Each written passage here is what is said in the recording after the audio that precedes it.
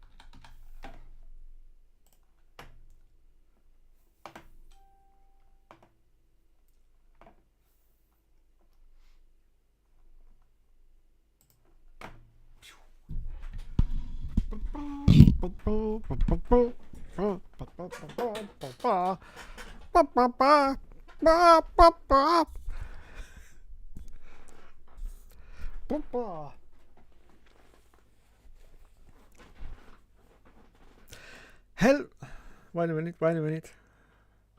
Got to keep yourself in the middle of the shot. Is that the middle? That'll do. Hello everyone and welcome back to another Hookster live stream. Yes, a live stream with me and Mr. TB the Bear. TB, everyone's favourite bear and number one Lulu Hamilton fan. Mwah. Mwah. He loves his Lulu, don't you? Yes. Oh my goodness.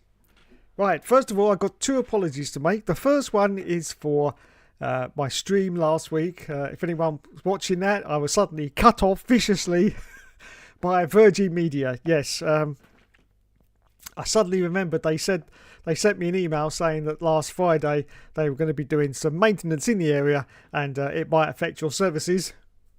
I remember the email, but I forgot about it. So there was me streaming like a numpty, and then suddenly, boom, everything just went off. The internet went off. It came back like 20 minutes later, but I said, well, it'll take me another 20 minutes to get it all restarted again. So I had to end the stream abruptly, so I apologise for that. Now, it may happen again at some point, so I shall apologise in advance. My second apology is for the fact that it's Friday and it's not Thursday, and that was basically because yesterday I did a very old man thing. Yes, I fell asleep. I was literally about to start the stream and I fell asleep. And I woke up and it was 10:37. 10:37. I start around about 9 o'clock, and yeah, I fell asleep. So I apologise for that. What an old man thing to happen, eh? What an old man thing to happen. Yeah, oh, I fell asleep. Oh my goodness. Anyway, hello to everyone out there. Let's put you into the frame, like where you should be. Put the chat up here. Here it goes. Here it goes. Put the chat like that. Make it a little bit bigger. That's what she said. Make myself a little bit bigger. That'll be the day. Right, there we go. There we go. There we go. Hello to Mr. Lucas Polster. He says, I'm back. Well, welcome along, sir. Welcome along. How's Hookster doing? I'm doing pretty well. I had a nice sleep. And here I am. Yes. Too much sleep, in fact. Yes. What a thing to happen, eh? Hey, what a thing to happen. Falling asleep. Hello, Mr. Plynall Plessy. Welcome to the stream. He says, congratulations to Max Verstappen on winning the Monaco Grand Prix. Yes, indeed. Double dipping again, says Paddock69.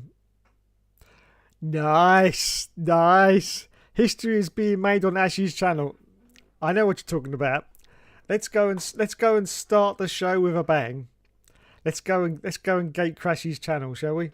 Now, I was informed by Mr. Helium Trophy the other week when I did this that the lag is absolutely horrendous, which of course it would be because I'm retransmitting someone else's broadcast at the same time that I'm broadcasting as well. So I apologise, the lag will be horrendous, but we'll do it anyway because it's good fun. It's good fun. Let me just do that for a minute. Let's see if we can find his stream. Right, there's that one and that one. Okay. Desktop audio is on. Let's see if we can. Is he still doing this? Is he still doing IndyCar? Oh my god, he's been doing that since 7:15. I'd be in bed with a migraine after about 20 minutes. I would. We don't do that. Oh god, bloody adverts. Desktop audio off. You can't see the advert anyway.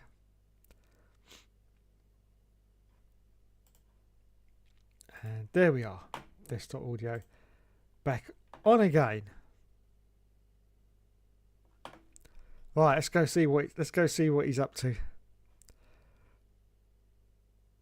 Let's go see what he's up to. Let's get back into the rhythm. This is the important thing. We need to focus again and get back into it. I can't hear anything. Having a little break because it's going okay. Right, as I say, as I say, the lag is going to be horrendous. I apologise for that. Right, what's he doing? What's he doing? What's he doing?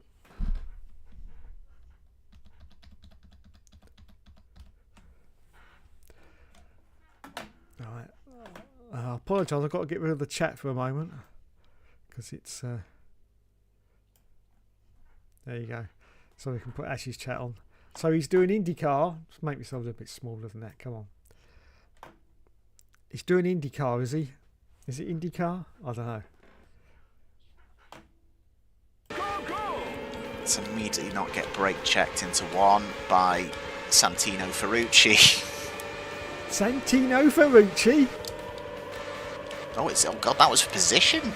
Jesus. Wasn't expecting that.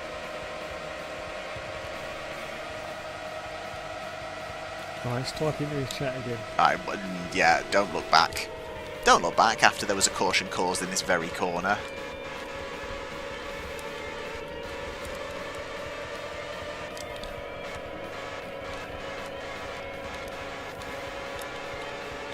Okay. Look at that, I could spill. There's one stop in. Mad that, again, half the track away after a restart is the leader.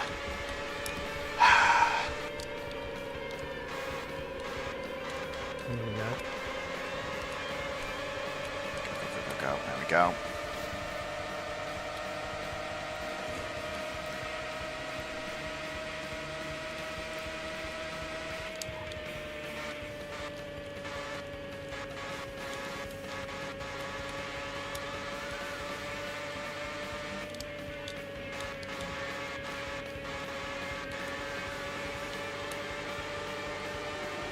Goes in.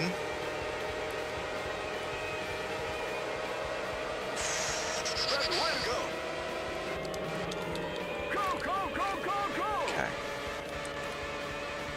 See if he sees the message. He's I feel like you have to overtake them at the inside of one. The outside is doable, but it's not the most safe. But obviously when they come out of the pits at one, Jesus. Hello, sir.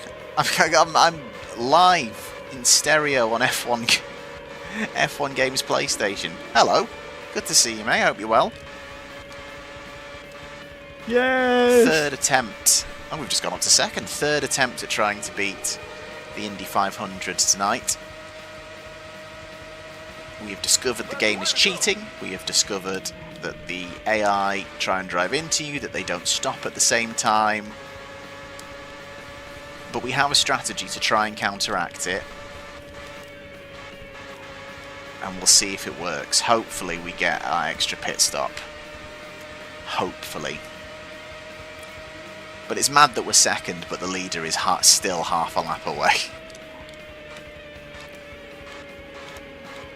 And it does feel like they really do just fly past the traffic when you're not looking. When you can't see him.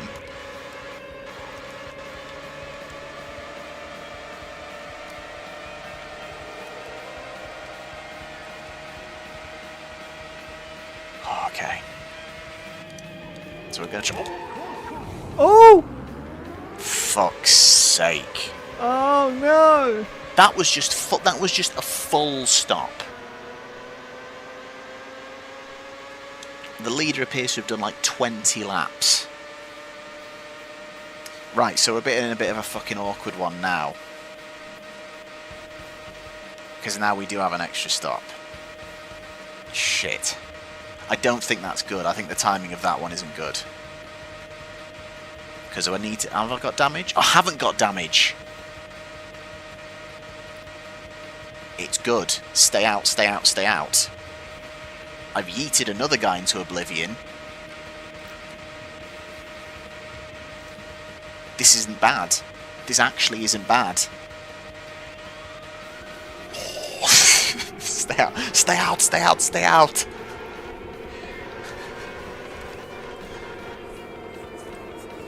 It does, Tiger Mask, I think you're right. I know I might be sounding paranoid, but it does sound like... It does seem like the leader's just going quicker. So, in theory, the leader must need to fucking stop soon. We're not going to start as far back away. We can try and run to lap 36. Hopefully we will take the lead, do one more stop, and run to the end. And maybe... If the timing's right and the game isn't going to be a total shit about pit stops and just fucking say, oh, actually, the leader can make it to the end, we might have a chance in this one. We'll see. We'll see when the tyre call comes, Ice Age. But yeah, maybe longer is the way. Right.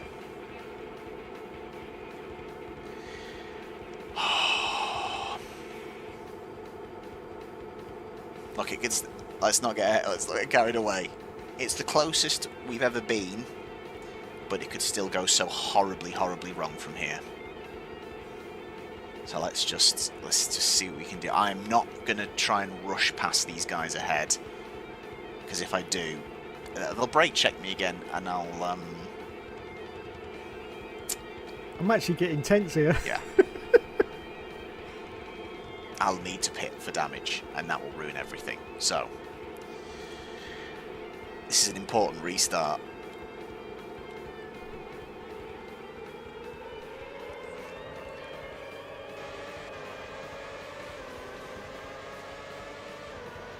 Okay.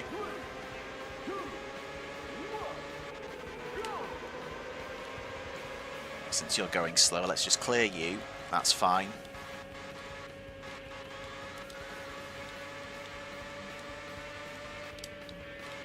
Even when we were further up the queue, he still managed to be a fucking straight clear. Whatever. We know this. We know this is what they're like. Oh, I don't like this though. There's the tyre call. Oh, no, why? Oh! Wowzers me trousers. Oh, and now the leader's stopping just as the tyres spin up. So I think the leader, some people have stayed out, so we're not going to take the lead because there's some other people that have stayed out. So we are now into third. I'm glad we managed to survive without the damage. That spin was a bit annoying, and I think it was caused by the fact that there was a guy on our outside. Oh, God almighty. Let's keep going. It's fine. It's fine. We're okay. That spin was a bit suspect, but... I think he's going to run out of fuel though, isn't he? Still got 11 laps to go. Let's keep it together. Half a tank of fuel. Go as long as we can.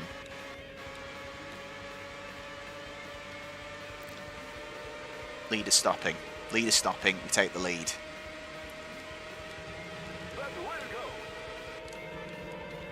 Oh, back markers immediately into one. Oh, good lord, that was horrible. And let's get a few cars between us and the current leader. Let's build a gap while we're still ahead. I think he's going to run out of fuel. It's going down quick. That's it, good through. Oh, he's hanging around the outside.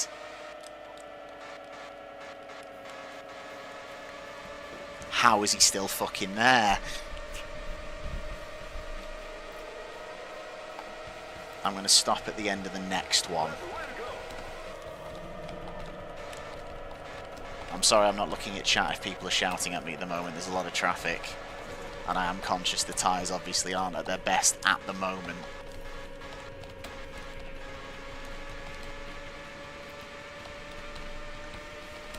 Still think extend. Still think try and extend. Fuck it. Yeah, okay.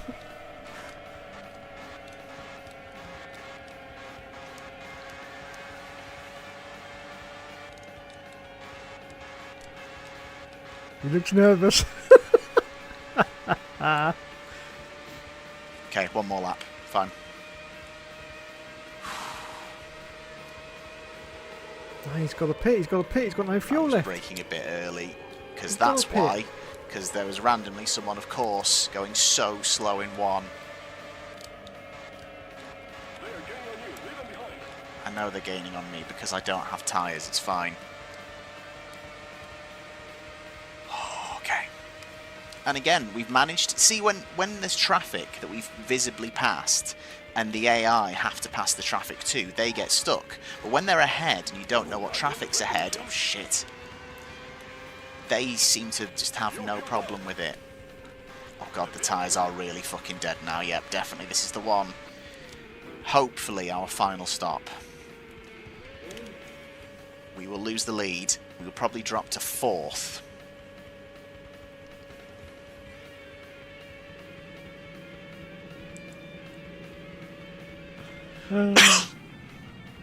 Hopefully just 4th anyway. Right, really quick stop for this last one, guys. Really go for it. Give it your all.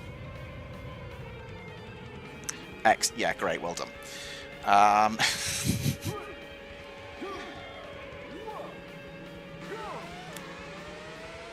He's third. Oh, don't. Oh! Fine. Right, we rejoin in 3rd. No more stops. Yeah, okay. Let's get into the rhythm. I swear to God, I hope this game doesn't play dirty on these final stops. I really do. What do you... Fuck off. They're fresh tyres, my guy.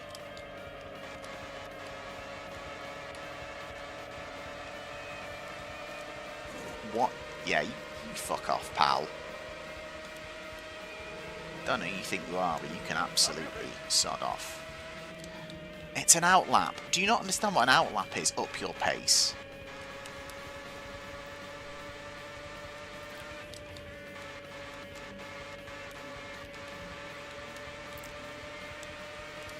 cleared that guy.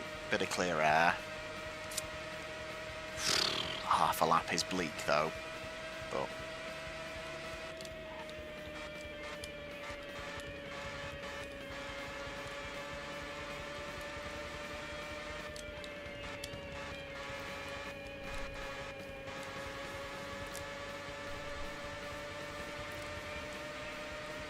imagine if the leader just doesn't stop again. I will lose my shit. I'll just mute him a minute there. I'm looking at the chat as well. I'm going. Planal Place, he says, what game evening is this? I think it's Indianapolis 500 on the PS1. I remember it. I don't think I ever played it, but I do remember it. But it was a very, very early game, I think, in the PS1 life cycle, I remember.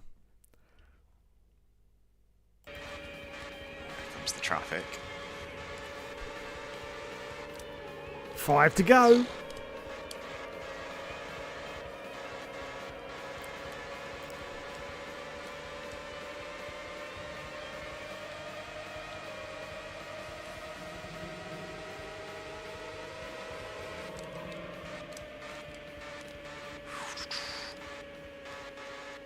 Just need to focus on this.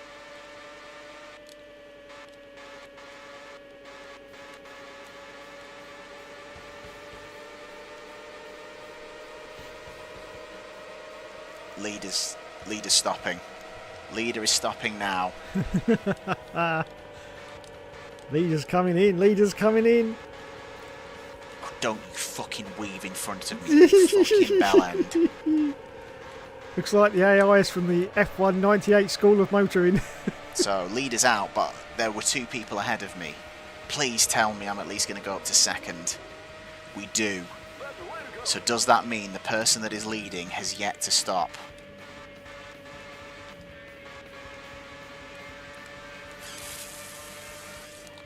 Oh, please stop. Please stop.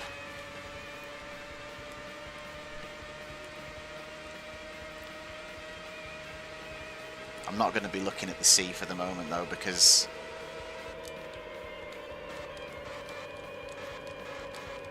fucking hell. Again for the 2nd lap in a row.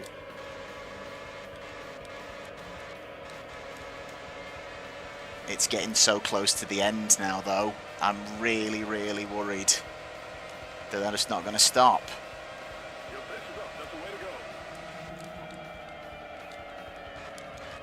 Oh, fuck you, pal. You're a back marker. Fuck off. Oh, Don't you even... oh, What do you mean? oh, yes, oh no, it's disastrous. Absolute disastrous.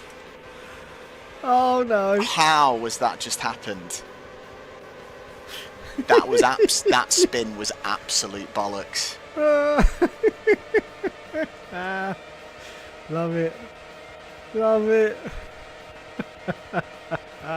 That spin was absolute bollocks. I'm staying out. I'm staying out with a damaged wing in the hope we can go racing with 1 lap to go. I've got damage, but I'm staying out. There's no point. We'll restart with 1 lap to go. And oh no, I can't see, because this is it. You can't see how many cars are actually there.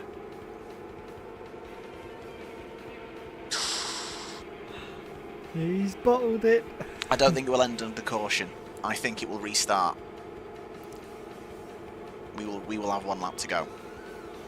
The thing is, the way the field spreads out on this bloody restart is just insane. I reckon that's the leader. I think there are literally 4 cars between us and the leader. So what we should do is we should allow the lapped cars to unlap themselves and then go green, because there's no way that can be controversial. I see no problem with this.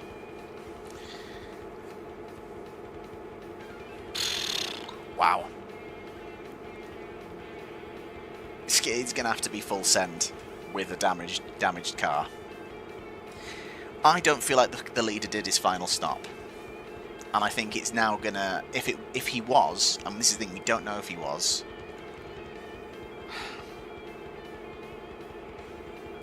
He's not obviously going to stop on the final lap of the race.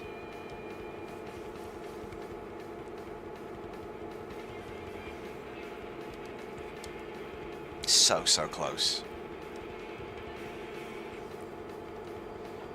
So close. I'm so gutted that like I say, I'm quite good at admitting when I've fucked up with a spin. That one was absolute bollocks. The tire call wasn't even anywhere near it. That was absolute bollocks. Right, come on. It's caution to the wind.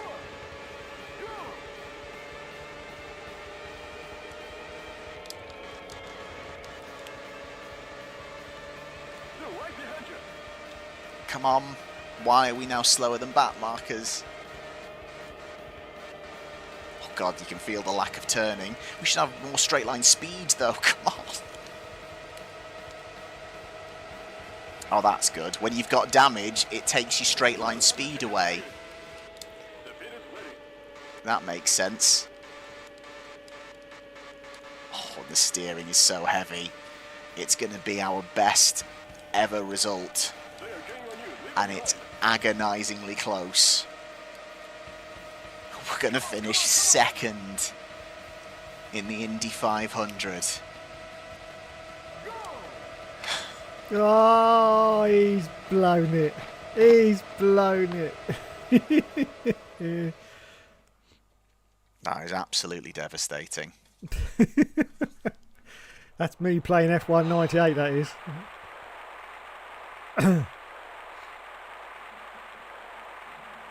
The thing I want to know, which we won't know, is if I have...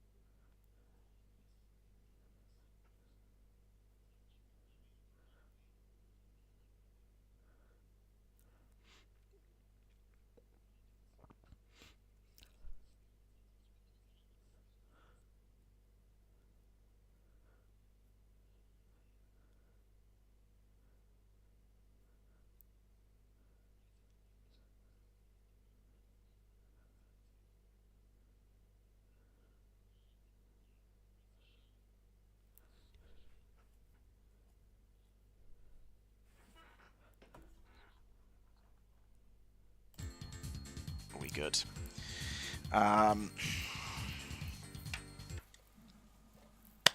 Oh, that's devastating. He bottled it. Love it. Love it, love it, love it. We need, it has to be perfect. The run has to be perfect. If I tried again now, I don't think my focus would be as good, and I think it would end up being worse. So I'm not going to. But here's a compromise. I do this around the weekend of the Indy 500 every year, and usually leave it for another year. But rather than have to go through the rigmarole of relearning everything, let's do this again next weekend, shall we? Let's give it one more go next weekend. Well, one more stream anyway, so a couple of attempts in that stream. And let's try one more time. So we don't wait a whole year again, because that was close, and then leaving it a year to come back to it would be insane. Tiger Mask, this is the thing, the mediums definitely last, you know, they're not as durable as the hards, but I don't feel like the grip improvement or the speed improvement is much better. And I think the biggest issue is pit stops. The pit stops kill you compared to the AI in this game. So we definitely need to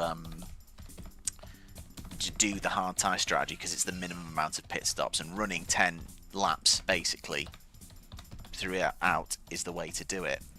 Have you tried lowering the front wing compared to the rear to stop spins? I have. The only issue is the turn-in becomes shocking, which requires you to press more on the D-pad, and it rotates the car more, and you spin. So I think 2 and 2, even though it's not incredible in straight line, feels like the most stable, especially when we're running on worn tyres.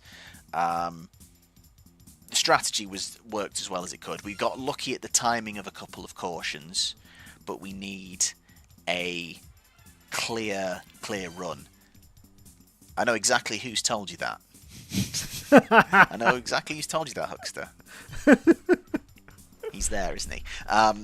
Yeah, that was a rough one. That was tough. But yeah, I think we'll impromptu. We'll do another one of these next weekend as another attempt. Quali was also poor. We can definitely get higher up in quali, so we're not coming from as far back. So there's ways we can do this, but what an effort! Knew it. But there we go. Thank you so much for everyone who's watched and contributed and given strategy and advice and support throughout. I hope you've enjoyed it. That's been a lot of fun. Actually, I've been less frustrated at the game than I thought. It is still cheating, but I can manage it. I can absolutely manage it. It's doable. Maybe next week. That's what I and say I hope about you'll join me. Thank you so much for watching. Enjoy the rest of your evening. Have a great weekend. I hope you enjoy the Indy 500. I hope you enjoy Monaco if you're watching. I hope anyone enjoys Monaco if they watch it. Have a good one and take care. So close. So close. Cheers, guys. Thank you very much. As I say, that's what I say every year on F1 98. There you go. There's Ash attempting the Indy 500. Let's get rid of that now. Ah dear. There you go. Right, let's get back to the chat. The chat.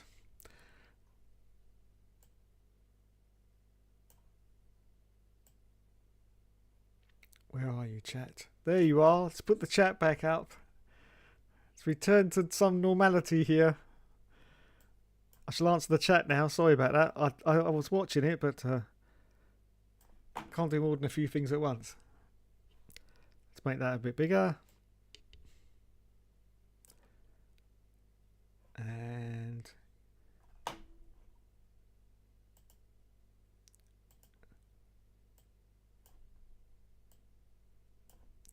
extend that over there. There we go. Right. Chat. Where did we get to?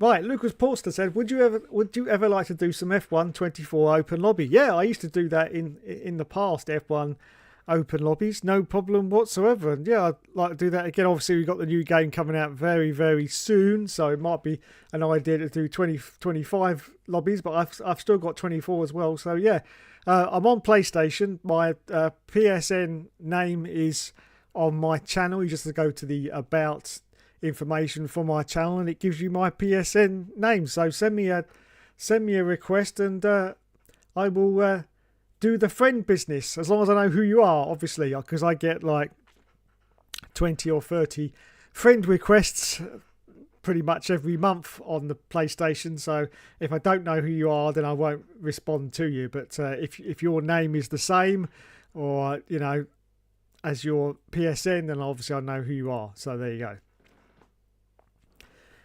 He's halfway through his third and final attempt, in contention to complete the PS1 Triple Crown. Oops, you did it again. It's tense. Yes, it was. Hello, Mr. Regal. Welcome to the stream. He says Monaco next. Yes, indeed. Monaco next. He's bottled it. What game? I said, what game is this? This is Beyond Tense. Yes, it was. Slot leader, Mario Kart, he's bottled it. Now that's it. Time to kick him a bit more. Tell him how much of a bottle he is. I did do that, and he knew exactly who that was who said it, because he said so. He must drive for McLaren. Hello, Mr. Helium Trophy. Welcome to the stream. He says it was a good job getting to second. Yeah, it was a good job. Those PS1 games, pretty much all of them, racing games, cheat anyway. They all cheat, yes, because the coding is so simple. It's it's made from bits of old twigs and what have you, the coding. So yeah, they always cheat, a lot of them anyway. Even the Great Pretender itself, Mr. Gran Turismo 2. Yes, I'm looking at you. You used to cheat like a son of a bitch. Yes, you did, because you had the rubber band in effect, didn't you? Oh my goodness. You'd be miles out in front, and then suddenly on the next lap, they were right behind you. How on earth did that happen? How on earth did that happen? And how on earth could you keep up with a Subaru Impreza in a Mini? Yeah, in a Mini. Yeah, that happened to me several times playing that game, and I was like, no, that's not even possible.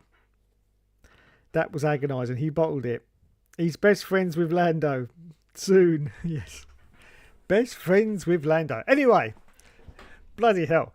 36 minutes, and mostly my first 36 minutes concentrating on Ash's stream. Right, let's get back to normality.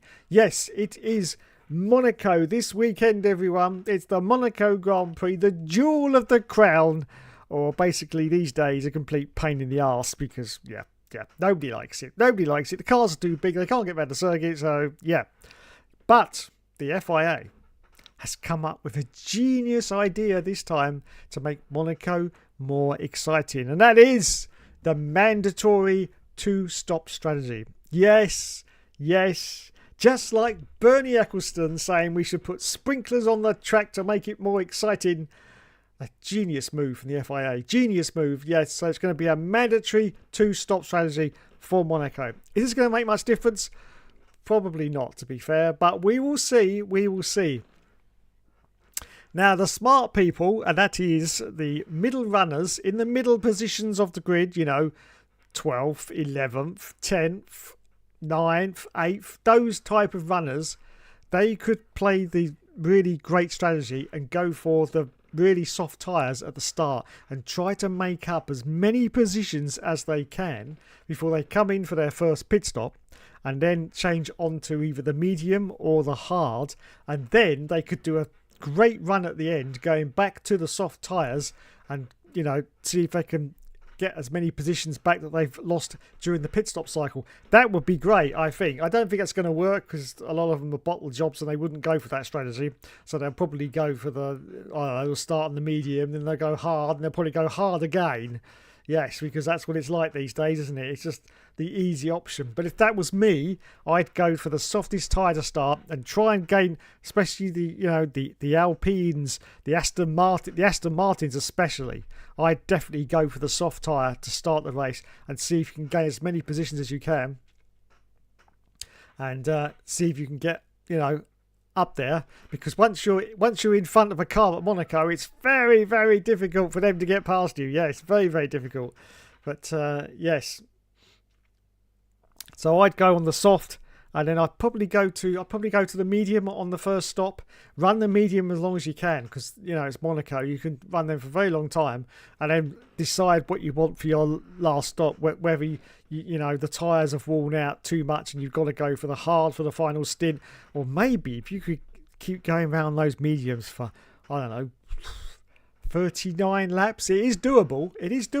If you could do 39 laps on those mediums, then you could go in for a soft, provided you've got enough tyres, of course, go in for a soft run at the end, and you'd be like a rocket ship, wouldn't you? Rocket ship. Now, of course, that only really applies to the middle of the field. The front runners will probably be doing their normal boring strategy of starting on the best tyres that they can, and so I'm not talking about the front runners. I'm talking about the middles, the minions, the ones in the middle. That's what I'd go for. I'd go for an aggressive strategy, definitely. F199 says hi. Yes, indeed. Heliotrope is well apart from me. Yes, we've discussed this with Mr. Heliotrope. He actually loves Monaco. He loves Monaco. As I say, I used to love it. On F197, Monaco is absolutely sensational. It really is. It's my favourite track, I think, of the PS1 era on F197 is Monaco. It is absolutely brilliant. But if you look at that game, the track is so wide at Monaco, you can easily get 2-3 cars wide in like the casino hairpin, which you try doing that today on the modern F1 game. It's so tight and constricted you can't do it. So obviously going back to those days when there was no LiDAR scanning, the track is not accurate, obviously, because it's not really that wide at Monaco, because obviously they haven't suddenly narrowed Monaco over the years. They haven't shrunk it and put it in the wash and made it it's just because it's a PS1 game. The graphics, it was just an interpretation of what Monaco was, but it was great. As I say, you could go 2, sometimes even 3 wide at Monaco, and it was just absolutely brilliant, which I think is why playing it today in the modern F1 games, it just doesn't do it. You need a pillow and a bottle of vodka to watch Monaco. Yes, you do. They have to use soft, medium and hard. Thank you for that clarification. Well, they can't do what I just said then. So they've got to use the soft, the medium and the hard. Well, in that situation then, I would definitely start. If I was in the middle of the pack, I'd definitely start on the soft tyre. And I'll say try and gain as many positions, which I know is virtually impossible at Monaco, but there is a few passing opportunities, of course, coming out of the tunnel. That's one of the most famous passing opportunities there. Not a lot of people can do it, though, because it's very, very difficult, but you can pass. In fact, you can pass just coming out of the tunnel. There is enough room there to sneak down the inside. But if you can gain as many positions as you can, like the midfield runners, I'd go for the soft.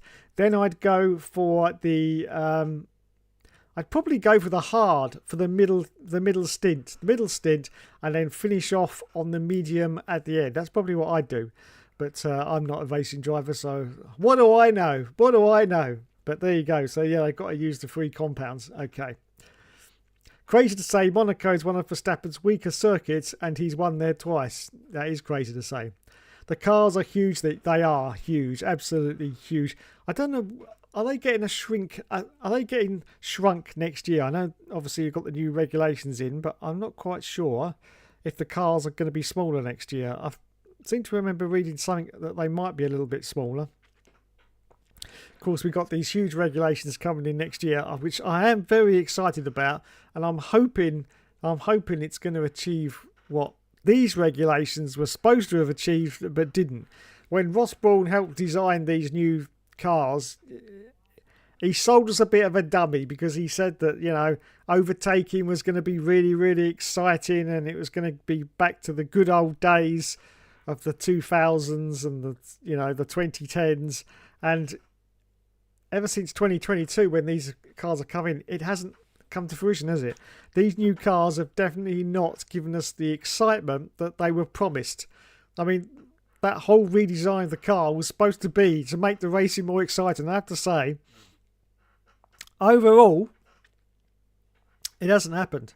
It really hasn't happened. So I'm hoping that for 2026 it is going to happen. Of course, we're going to have DRS on the front wings now. The front wings are going to adjust. It's not hugely, obviously, just, I don't know what the clearance is going to be.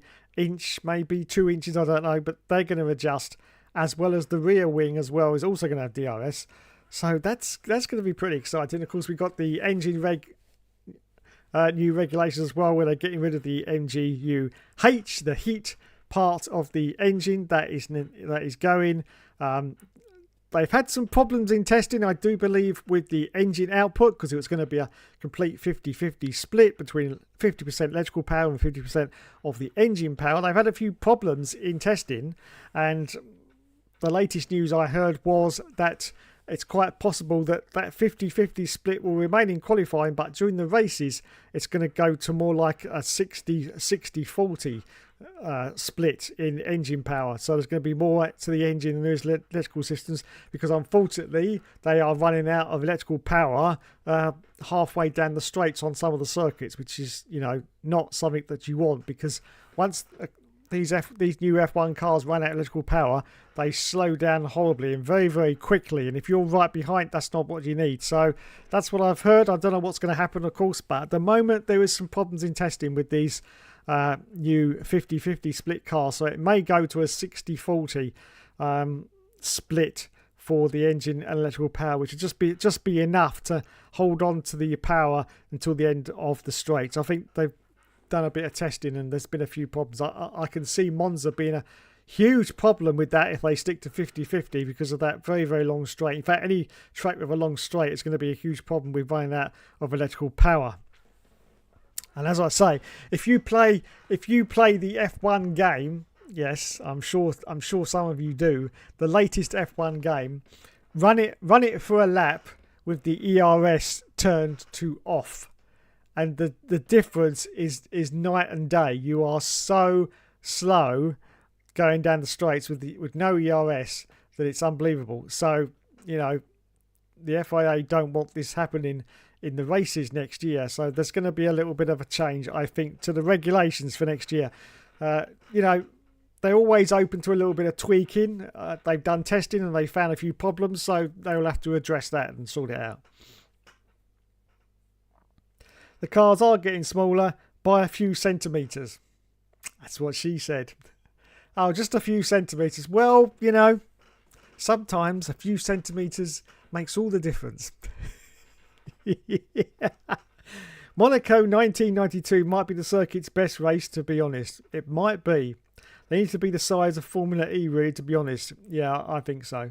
They just, you know, there was a picture online I saw quite a while ago of the, I think it was one of the 80s cars, maybe the 80s cars, and they've got one of the last year's cars sitting right next to it, and you just look at that, and the difference is absolutely astounding. It really is. It looks like, you know, one looks like a tiny little, you know, thing that could fall apart. Well, they did a tiny little thing that could fall apart, and then and the modern car sitting next to it, it looks like it's bulked out like Rocky. It really does. It's really strange, really strange. Of course, we sort of forget that because we're just looking at cars going round and round in circles, so we don't, you know, whether it's an 80s car or modern, we don't really notice. But it's only when you compare two cars together like that you go, wowzers. Things have changed so much, and I think the cars now are just too big. They need a little bit of a shrink, like 1998 when the cars were narrowed right down. But I think they went a bit too far, to be honest with that. But yeah, remember when the cars were narrowed right down and they looked really different, and in fact a little bit weird, I have to say. But yeah, that's what we need. ERS is like 160 horsepower difference between on and off, I believe. Yeah, and 160 horsepower is a lot, especially when you're going down the straights. Yes, that's a lot of horsepower, I have to say, 160. And as I say, if you just want a demonstration of ERS off, just any of the Formula 1 games for the past few years, just go down the straight and just turn the ERS off. Best do it with last year's game because you can actually do that. Turn the ERS off to 0 and go down the straight and then do another lap and have it on fully. The difference is absolutely astounding. You max out, I think I was doing Monza, you max out about 174, something like that, going down Monza with no ERS, and with the ERS on, you're maxing out at about 205, 210, something like that. So that's a huge difference between non-electrical power and electrical power. And so, yeah, it's not good. And if they're running out of power, then they've definitely got to come up with some kind of solution, which I'm sure they will. We're not going to have a situation where all the cars are going to start running out of energy and, you know, it's going to be a huge fuck up. I'm sure they'll work it out. Yes. Enough to power hot hatch? Yes, absolutely. Yes, we've got hot hatches in the UK with less horsepower than that. Absolutely, and they're described as hot hatches. So yes, there you go.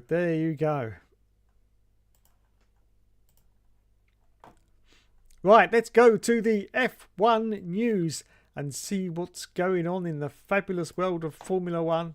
Is of course the Monaco Grand Prix. So the stories are going to be all about Monaco, obviously. Charles Leclerc is quickest in practice too, with Lewis Hamilton third. Oh my goodness. Oh my goodness. What have we got? Here's what every Formula 1 driver thought of Brad Pitt's F1 movie. Oh, this might be interesting. What did they think of Brad Pitt's F1 movie? Now, we know this movie's going to be a disaster, don't we? Oh my God, this is going to be Drivel 2. Yes, Driven. I like to call it Drivel. This is going to be Driven 2, obviously. It's just, is it? I mean, this is the best thing. The FIA or whoever it was, they wouldn't even let them have an F1 car to do this movie in. So the whole movie it's an F2 car redressed up to make it look like an F1 car, but it's actually an F2 car because they wouldn't let them have an F1 car. Oh my goodness. Oh my goodness. So that's a good start. That's a good start. Right, who we got? After years of filming in paddocks and pit lanes around the world, the Brad Pitt-led F1 movie will arrive in cinemas next month. Some of the film's stars, the current F1 drivers and team principals, got their first look at the flick during a private screening ahead of the Monaco Grand Prix. All 20 drivers, minus Max Verstappen and Lance Stroll, who skipped for personal reasons. Yeah, I bet they did. Gathered in the Principality on Wednesday to find out the fate of the fictional APX GP team. Pitt wasn't in attendance, however. F1 CEO Stefano Di Monicali was on hand to say a few words, followed by director Joe Kosinski and producer Jerry Bruckheimer. Oh yes, I take it back. This is going to be a great film because Jerry Bruckheimer is behind it all. Oh, it's going to be absolutely classic now. I take it all back. Jerry Bruckheimer, of course, responsible for the Transformers franchise. Yes, the Transformers. And, of course, Armageddon. Who can remember Armageddon? Is this the best you guys can think up? You're NASA, for Christ's sake. You got hundreds and hundreds and hundreds of people just thinking shit up. Great movie, Armageddon. Absolutely love Armageddon. So this is going to be a classic of Armageddon nature, obviously, with Jerry Bruckheimer behind it. Right, the grid was all smiles in the cinema, but Nico Hulkenberg admitted the drivers were disappointed by the lack of movie snacks, specifically popcorn, on offer. What a load of entitled twats, honestly. There was no popcorn. I like my popcorn. Oh my goodness. Wowzers. I wonder if Lando Norris's popcorn had a hole in the bottom of it. What do you reckon?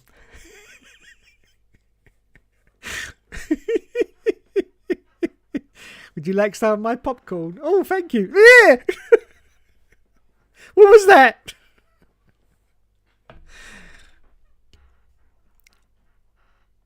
I was brilliant in it, and that was the main thing, said the McLaren driver. Who said that? Oh, Lando Norris. I was brilliant in it, and that was the main thing. Lando Norris, everyone. Don't forget, I'm not mentally strong enough. It was a very good movie, a nice storyline. Please, now, can I have my wages? Sorry? Oh, that isn't what he said. I don't know how much I can and can't say. It was a cool story. Think of an inspirational story. It had a lot of different meanings behind it all. But a cool storyline and a lot of inspiration for young people coming into the sport. Now, where's my money? Can I have my money now? Please, can I have my money? Yes.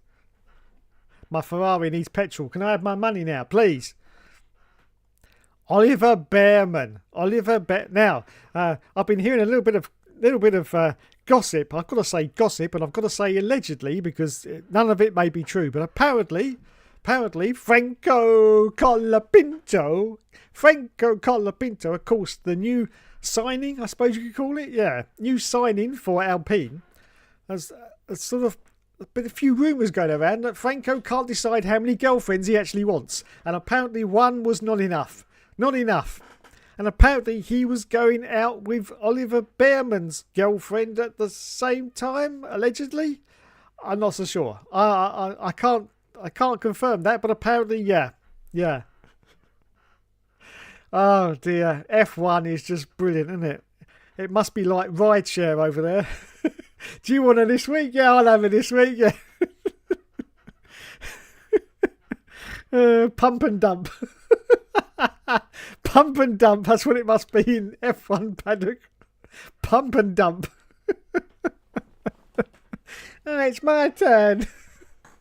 Oh my goodness. Anyway, I digress. Oliver Behrman, I thought the movie was fantastic, the British racer said. It really depicts what we go through, but in a bit of a Hollywood way, as you would expect. Well, if Jerry Bruckheimer's behind the helm, of course, as you would expect. It's going to make people want to watch F1, which is really the goal of it. The onboard shots and the work they did was actually quite incredible. It was impressive to see the technology that they can use. There were some funny parts, but it was meant to be like that. Of course, there are some things that aren't fully accurate, like the standard movie scene where they're going side by side in the straights and suddenly the other guy finds another gear. But that's a typical movie thing, and I think it makes it super captivating for the audience. Can I have my money now? Can I? Yeah, I've got to go and pay the girlfriend. Yeah. Unbelievable. There's a small minority of us that will maybe find that a bit untrue, but I think for the majority, it's going to be a fantastic movie. Oh, what about Carlos Sainz, the smooth operator? I truly enjoyed it. I think for us F1 experts, we're going to see things a bit like we sometimes see with Drive to Survive. That's it. I'm taking my headphones out. I'm out of here. He just said the three words. The three little words. That's it. I'm going. Thanks, everyone. See you later. Bye-bye. Bye-bye. Oh, my God. Wash your mouth out with soapy water, Carlos Sainz. Please. You can tell they're a bit Hollywood-esque. I truly believe that it will attract a lot of new audiences and it will do very well for the people that don't know anything about Formula One. For the hardcore fan and for journalists, we will see things that might be a bit too American or a bit too Hollywood. But honestly, I enjoyed the whole film. They were the things that really surprised me, and the team have done an outstanding job in putting together a very good Hollywood movie. Let's see what the people think. Now, come on, Fernando. If anyone is going to say it how it is, it's going to be Fernando Alonso. I like the movie. Can I have my paycheck now, please? Oh, God. I think it represents Formula One quite well, which is never a guarantee in these kind of movies, the double world champion said. It's a good thing for the sport because everyone will want to see a Formula One race, hopefully, after seeing the movie. It's not a documentary, it's still a movie, so there are a couple of inaccuracies, but I would say that nearly all of the movie, in terms of track action, was very original and very representative, so that was a good thing. And I didn't write any of that, that was all written by my lawyer. Esty Bestie, come on Esty, you can do it, my son, you can do it. Tell it like it is. It was super immersive. Oh, for fuck's sake. Oh, please. The Huss drivers said the driving scenes were fantastic and something we've never seen before. There were things that didn't make too much sense for us as drivers being inside the paddock, but I really see where Lewis Hamilton has put his touch on it to try and make everything as realistic as possible. Wait, Lulu was a consultant for the F1 movie? Oh my goodness. Probably partnered with about 4 different clothing lines, no doubt. Yes. There were some parts that needed to be a little bit more Hollywood, which is obviously open for the public and needs to be catching the eye of everyone. For us, there's a few things that I would have liked to be more racing focused and maybe a bit less crashing. Less crashing?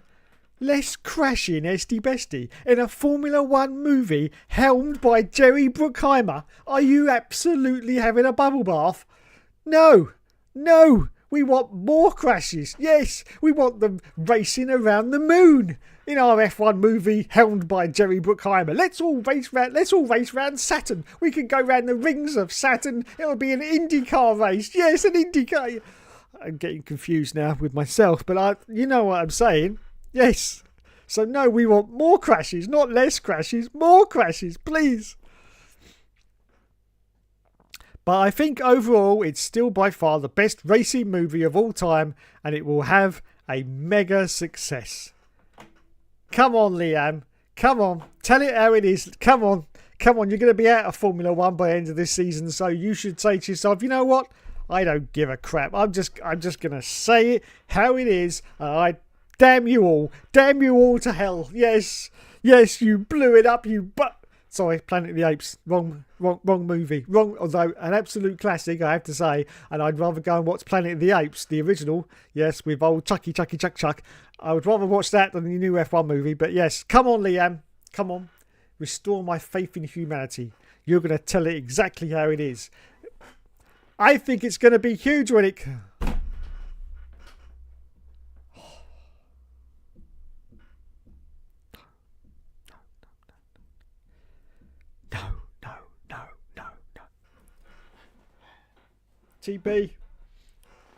TB, I need a cuddle, TB. Oh, TB. Liam Lawson thinks the new F1 movie's going to be great, TB. Yes.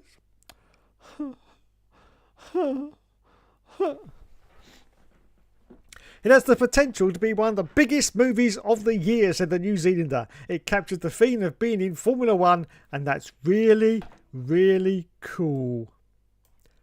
I wasn't really racing when most of the film was done, so I was surprised I even featured. I didn't know what to expect. I can imagine somebody who's watching F1 for the first time by watching that movie. They're going to think it's amazing. You can always poke holes, but it's a movie at the end of the day, and I'm sure it's the same if you're watching Top Gun. Yes, I'm sure this movie in years to come will be compared to Top Gun. One will be called a brilliant masterpiece of filmmaking, and the other one will be called a complete load of shit. Now, it's up to you to decide in which order that is going to happen. I'm sure if you're a fighter pilot and you're watching a movie like that, you're going to pick apart things in there that you might see differently. Okay. Go away, Argos adverts. I don't want to buy a new sofa. Thank you. Here we go. I'm praying now. I'm praying. Nico Hulkenberg. Come on, Nico. You can do it, my son. Say it like it is. Say it like it is. Come on, Nico. Just forget about the paycheck. You don't need it. You're okay. You're okay. Forget about the paycheck. Say it how it is. It's Hollywood, so you need to take a step back and see the broader picture. Well, it's a start. It's a start. Yes. It's not about the fine details, but I think it's still a new, fresh perspective. There were some good actors in there too. Brad Pitt is my role model now. My new aim is to drive to F1 at age 61. There we go. Pierre Gasly. Now, Pierre Gasly is not immune to selling out to anyone that wants him, so I'm not expecting good things from Pierre Gasly. It was a really cool to be able to watch the movie for the first time. Said there you go. There you go. Yes. Can I have my paycheck now? Yes, thank you. It's an amazing opportunity to dive into our world. It's a Hollywood movie, and I'm a big fan of Brad Pitt. It makes us all look very good as a Formula 1 driver. Production also did a fantastic job. I hope that people from the outside are going to enjoy it. Charles Leclerc. Come on, Charlie boy. Come on, Charlie boy. You can do it, man. This is the one. The Ferrari driver said, we are looking at it as Formula One drivers, and we always try and see all the small details that are not exactly accurate, but it's just very Hollywood-like, and I think that's really cool because it's not for F1 drivers, it's for a broader audience. And I think that's probably the best comment out of all the ones here. It's towing the line, but it's trying to tell you that it's shit. Yes, there's some subliminal messaging going on there to say, don't bother everyone, it's shit, okay? It's really, really shit. The driving scenes are incredible. I'm super impressed by how the camera was put onto the cars and the angles that we see from the cars driving. I know that Brad drove a little bit himself, which is very impressive, and I'm sure he enjoyed it. It's amazing for F1 because we are reaching people that we wouldn't have reached without this movie. It's time for Isaac Hazur. Isaac Hazur. What's he going to say? I think it was weird to watch a movie about Formula One, said the French rookie. It was quite strange, and I think it's going to send the sport into another dimension again. I think it's going to make the sport even bigger, which is nice. It's hard to give feedback as drivers because we're really critical, but if you're a kid or someone who doesn't know shit about Formula One, I think it's the best way to get started. Oh, I agree. How many more of these drivers have we got, for Christ's sake? Oh my god. Oh, well, there's only a few more. Here we go. Alex Albon. I think they found a good balance, the Williams racer said. It's hard to look at everything with a fine comb and just relax and watch it as a move. There's some more subliminal messaging. There it is. Read between that sentence, everyone, and you will reassemble the letters into these words. Don't watch this movie, lads. It's shit. Do it. You can reassemble them into that sentence. I'm sure you can. It's there. They did a good job. And that was all that Alex Albon was prepared to say because his paycheck was a lot smaller than everyone else's. Yes. So, we got one left. Here we are. The last one is Gabriele Bortoletto. Now, what's he going to say? It's going to be very good for those that still don't know much about the sport, said the Sauber driver. For us drivers, we live this every day, so we know every detail. But for those that don't know as much about Formula One, they can learn nothing if they watch this movie. So there you go. There are the drivers. Unfortunately, minus Lance Stroll and Maxi Boy Verstappen. I wonder why that was. Indeed. Max would have had one word answer. Shit. Yeah, shit.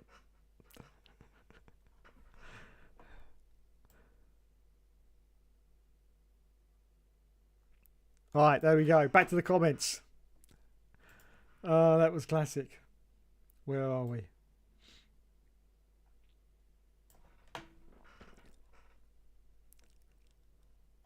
Pure cack. It's going to be a double Ferrari podium with Max in second. McLaren are going to be completely off the podium. Such is their level of bottling. Yeah, I think you're right there. Responsible for Transformers. Oh God, this film is doomed. Yes, it is. Now listen, be quiet, okay? I am a total sci-fi nerd. Yeah, and if anyone else is in this chat who's also a sci-fi nerd, come at me, okay? Because Transformers, the first one, only the first one, was absolutely beautiful. Yes, a perfect movie, in my opinion, was the original Transformers. The second Transformers was almost as good. Yes. And then in the third one, when they went to the moon, it all turned to shit. Yes. And then the fourth one, when the humans started making their own Transformers, I was like, what? And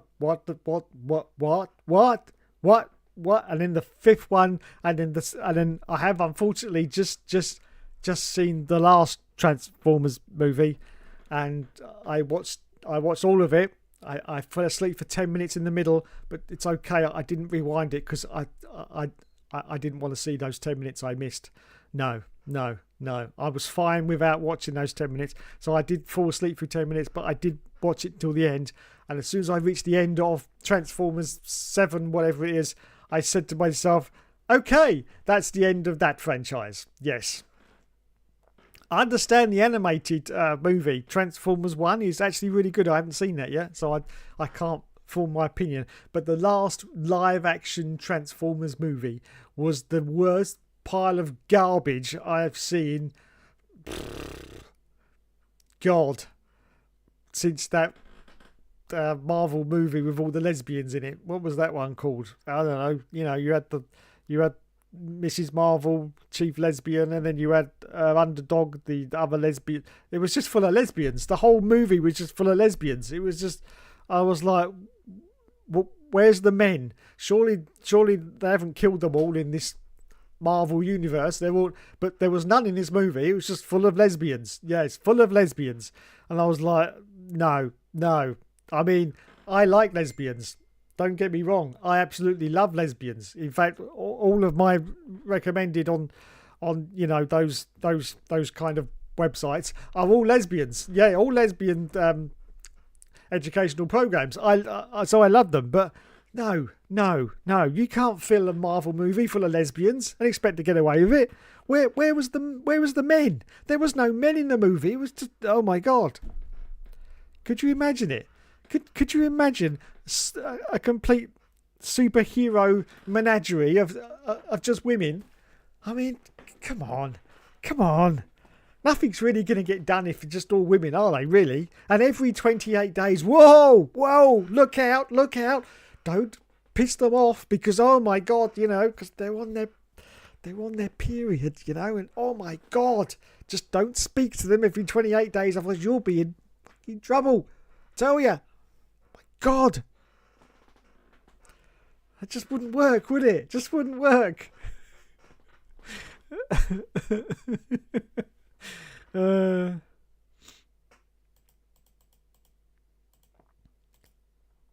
Better in the movie than real life. And all I can say to that is bullshit. Berman isn't straight anyway. Let's be real.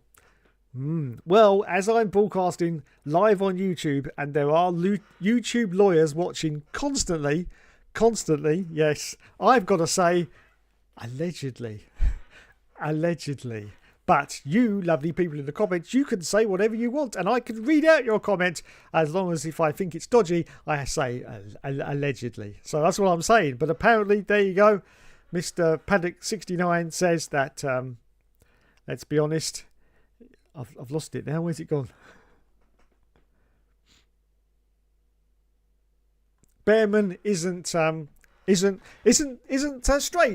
Yeah, he must have a bad back. That's what it is. Oh, I get it. That's what he's saying. He's saying he's got a bad back and he can't stay straight. So he has to bend slightly at times. Yes, because he cannot be. I got it. Well done. I think I got away with that. Well, he's got a cracker of a girlfriend either way. Yes, he has, Mr. Helium Trophy. I will agree with you there. Now, before I continue, let's let me see if I can find the triangle woman.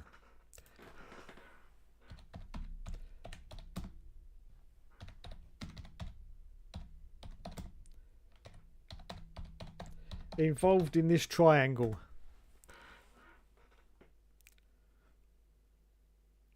Estelle Ogilvy. This is the woman that's involved in. I think it's all over now.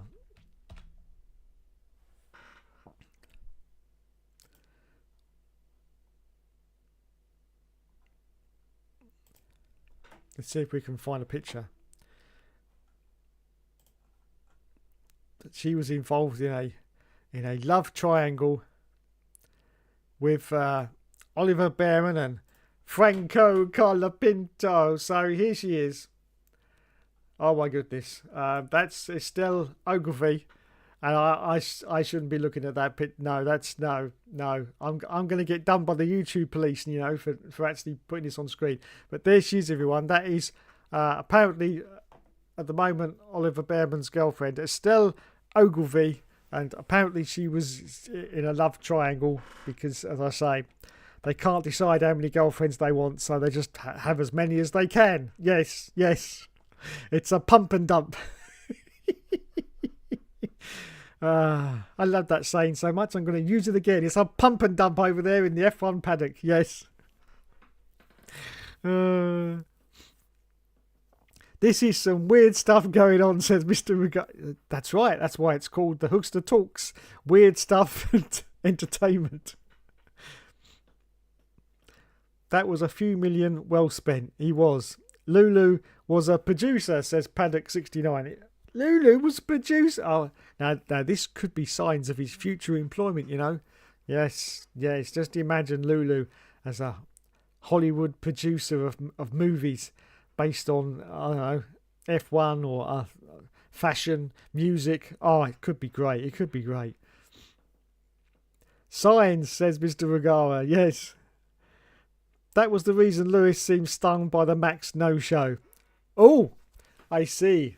Because Lulu was a producer, then Max didn't want to bother. Oh dear.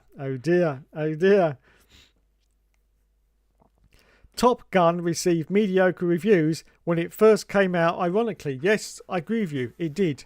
But now, Top Gun is regarded as a stone-cold classic. It really is. But yeah, I agree. I remember reviews for it when it came out in, was it 1986? I do believe it was 1986. Reviews were pretty muted. And of course, you know, it involved a mini fake war at the end, yes, which, you know, if you look at it from today's perspective, it seems remarkable that to make up a little fake war because, you know, this is happening all day in real life. But yes, a mini sort of fake war at the end, which a lot of people were sort of, you know, saying, oh, well, that's not happening, so why don't you do it like that? But as I say, nowadays, it's just normal daily life, isn't it, for a lot of people? But but when it first came out, yes, it had some very, very mediocre reviews. It wasn't really, you know, it had no sort of cult status. But nowadays, oh my god, I mean, Goose getting killed is going to go down in history. People will still be talking about that in 100 years' time, about Goose cooking his goose into the cockpit canopy. Oh my god. Classic stuff. Absolutely classic stuff. Really is. I'm going to keep that picture on the screen for a bit longer. Yes. I think it might be shite, to be honest. Hulk and Leclerc seem to be the ones not glowing with enthusiasm. Yes, absolutely. They're the two that are obviously getting the smallest paycheck. Free drivers. He said he'd download it when the time comes. Maxi boy, eh? Download it, yeah. Download it and watch it some other time when he can be bothered. Yes, when he can be bothered, I'll watch it. Thanks, Leclerc. Is it because Max would rip the crap out of the film? Could it possibly... I think it could possibly be that. Yes, I think it would be that Max would rip it to shreds. Because wasn't it Max that is one of the real detractors from Drive to Survive? I think he's seen a bit of it, but he says he can't be bothered with it because it's not real and it's too much make-believe. I seem to remember... I know Sebastian Vettel said a lot of that before he retired as well, that he said he hadn't watched Drive to Survive because it wasn't anything to do with real life. But I remember Max has said a few things about it as well. I would use another B word to talk about the Transformers movies. I know. I understand, but I'm still gonna put it down there that the original Transformers movie was great, brilliant. In fact, yes. But don't forget, I'm looking at that through science fiction goggles. Okay, science fiction goggles. So you've got to add at least 50% of the score to that due to my science fiction goggles. Okay. So, but yeah, the first one was brilliant. But from then it was a slow decline. As I say, the second one was not as good, but it It was the third one. The one where they landed on the moon and tried to convince us all that the moon landings were all to do with Transformers. And then they brought poor Mr. Spock in as well as one of the voices. And no, that's clashing two franchises, two sci-fi franchises together, Star Trek and Transformers, and you just don't do it. You step away. You just step away from those franchises, and so yeah, I started to lose it then. And of course, as I say, the fourth one came along with the humans making Transformers, and I was like, what? And they filmed the whole movie in China purely because China put the money up to make the movie in the first place. And you started getting all these Chinese actors in the middle, and I'm going, what the fucking hell's going on here? What? Are you kidding me? And then the fifth one came along, and, you know, we had Marky Mark. And, oh my God, it was 7 shades of shite. And then I think it was the sixth one? I can't remember. The sixth one, they all seemed to go into a blur afterward. The sixth one, they got poor old Anthony Hopkins involved. Quite possibly his worst piece of acting since Hannibal.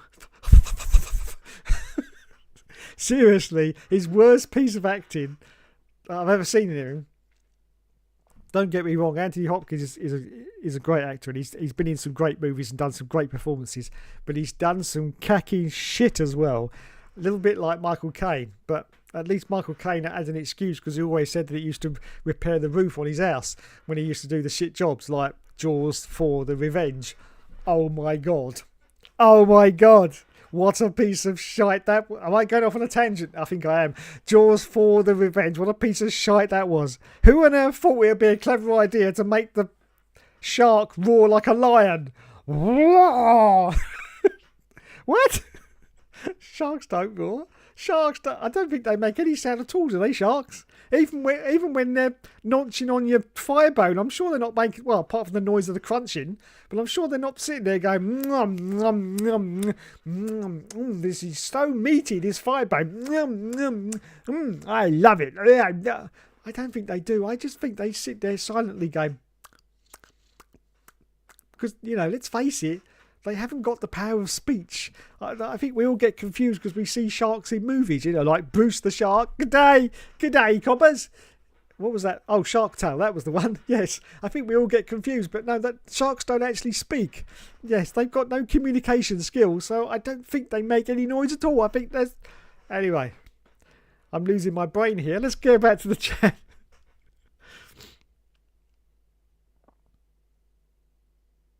Ends with CKS. Oh!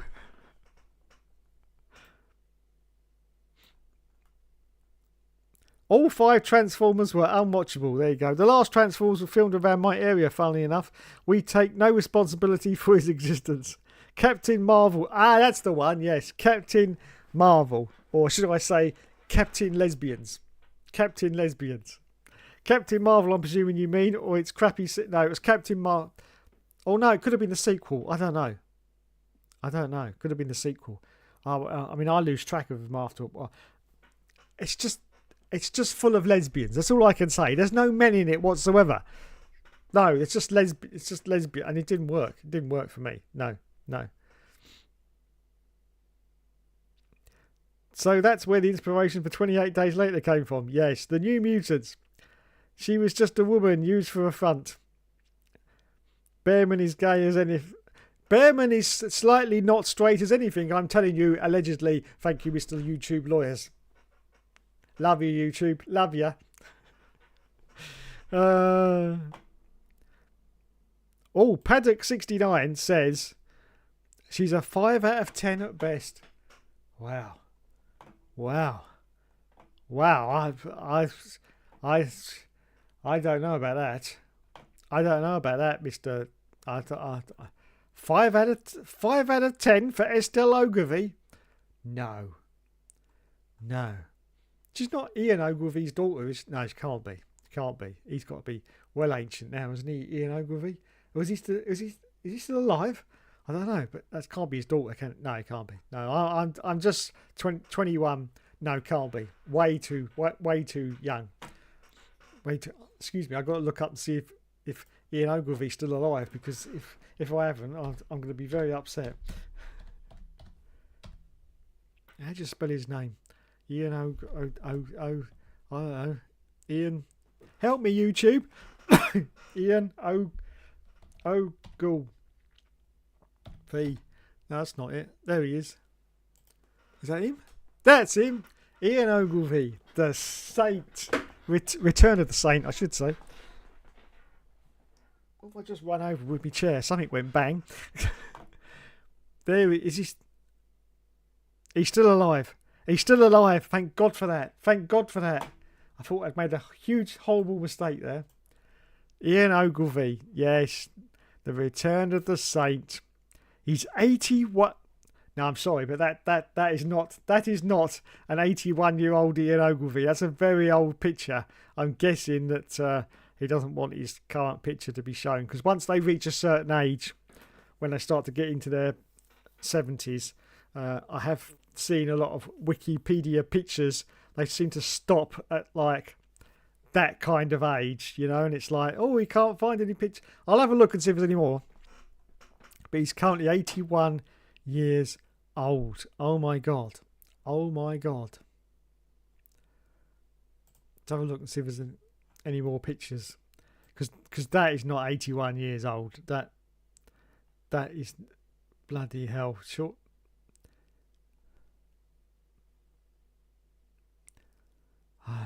That's older. I still wouldn't say it's 81 years old, to be honest. That one possibly. It does look old there, but I still say, I mean, that could be 10 years old, that image.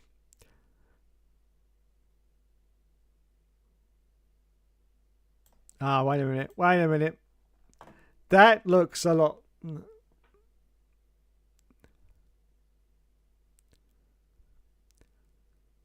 No, it doesn't even look like Ian Ogilvy. I don't think that is him. But there you go, Ian Ogilvy. But I'm sure that's not the daughter of... what's their name? Well, let's see if he had any children.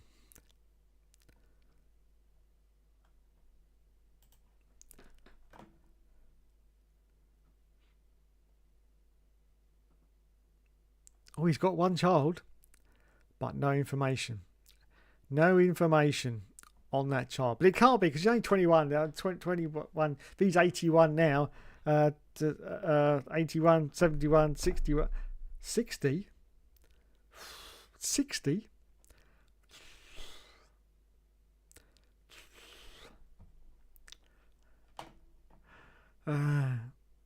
Simon Templar. Yes. I'm sure he wasn't he in EastEnders as well? I can't remember. Look at his film list there. Lots of stuff. Television. I'm sure I remember him in EastEnders or something. Sorry if you're not English. No, he wasn't in EastEnders. Yeah. The Love Boat. Setting sail for the... Oh no. Babylon 5. Oh my goodness. He was in a lot of stuff. Lot of stuff. Look at that.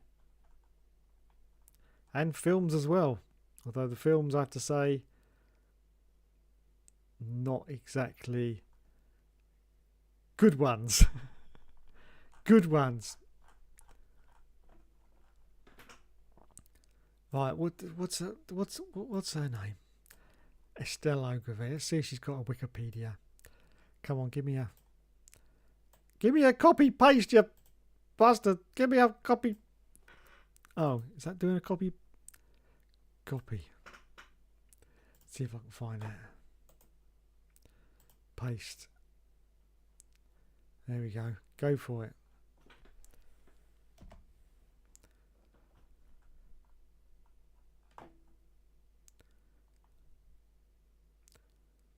There she is with Oliver Bett. I'm sorry, Mr. So you're giving that a 5 out of 10. 5 out. Mind you, she does look a lot younger there. She doesn't look like 21. I'd say, God knows, 16 years old. I think there. Anyway, we don't go that low, do we, Dave? No. But there she is with Oliver Bearman.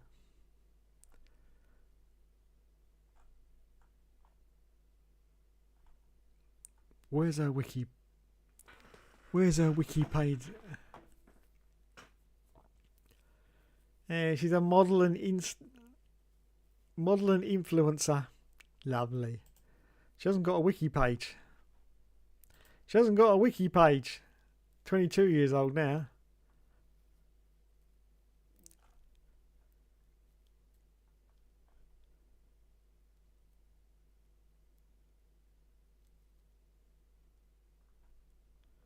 Most popular.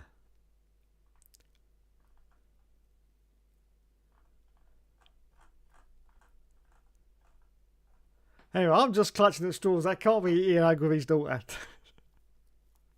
I'm just making shit up now as I go.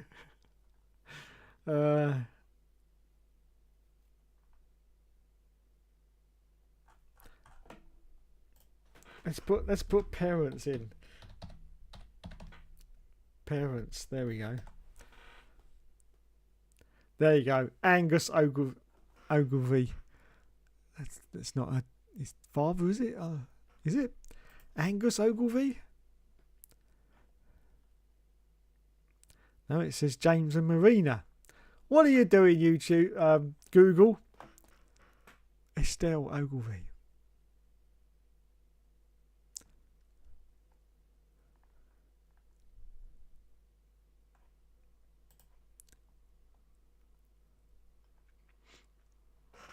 Looks like she doesn't want her parents to be known on the interwebs.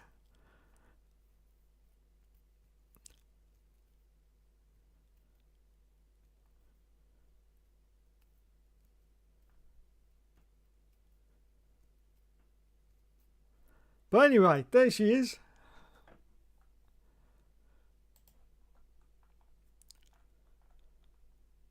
There she is, and Paddock69 gives that a 5 out of 10, so there you go. 5 out of 10. No, I don't want information, thank you.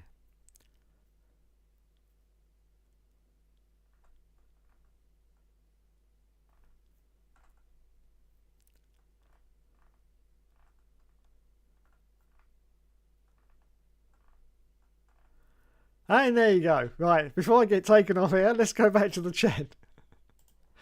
Let's go back to the chat.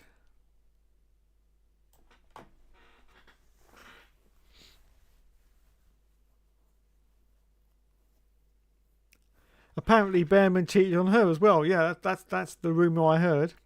Of course he did. Would have been with him secretly with a lad. Allegedly. Bruce was Finding Nemo. Oh yeah, that's right. Sorry, not Shark Tale. You're right. Finding Nemo. Bruce the shark.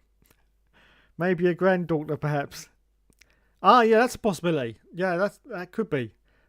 Ogilvy. Yeah, could be. If it is, she's keeping it a little bit quiet. Perhaps she didn't want to be not associated for bad reasons, but obviously Ian Ogilvy's quite a household name, so she didn't want to sort of, have that so people would say, you're only just playing on the name. Maybe, I don't know, but yeah, a granddaughter. It could be granddaughter. I shall have to research that more. Still we freeze. It was right there, Titus was it? Oh. Dear, that's me. I always miss things. Titus Ogilvy. That's the grandfather, is it? Titus Ogilvy is the grandfather. What's okay, I gotcha. So it is a relation of Ian Ogilvy then. So it's a relation of Ian Ogilvy. That's what I was trying to ascertain. She is related in some way to Ian Ogilvy, yes?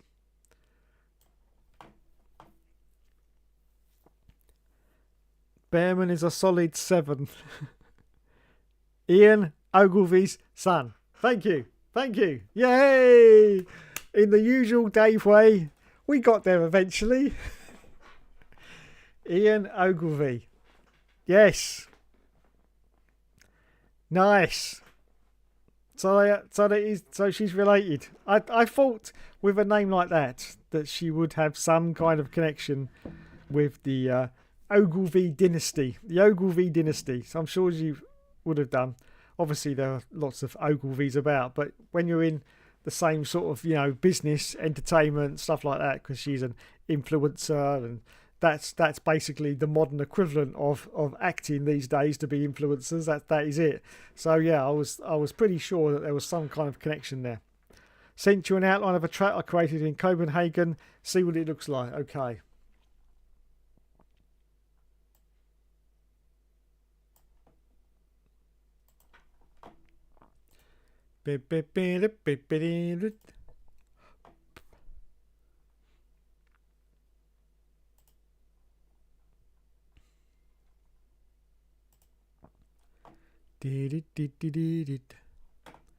Right, here we go, everyone. This is Paddock 69's Copenhagen racetrack, I do believe. Hang on.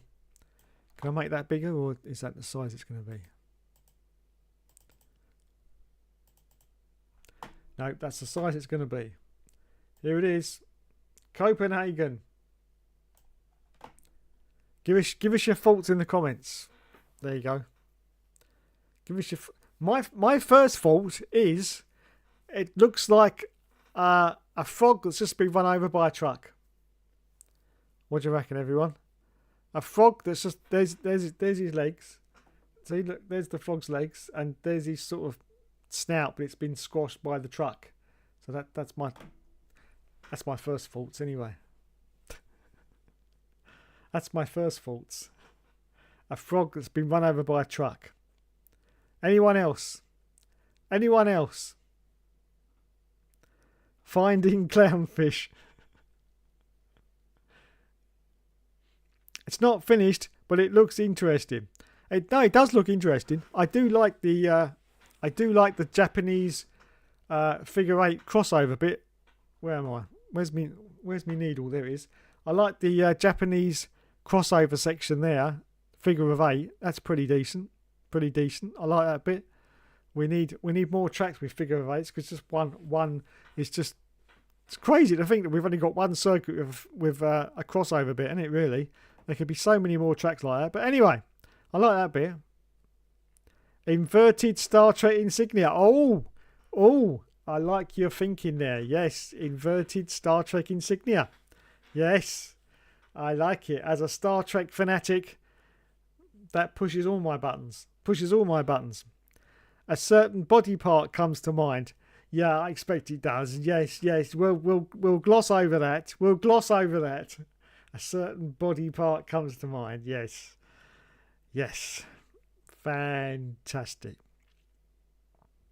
So there you go. There is Paddock 69's track.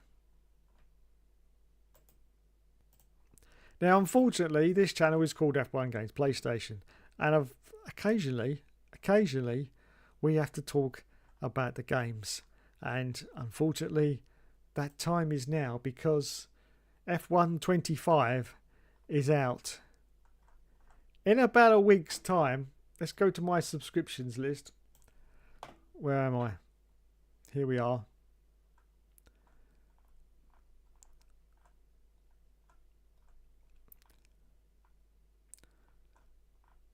Where's the hour of a video? Here it is.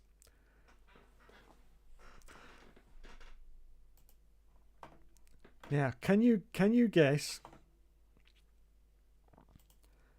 Oh, these adverts.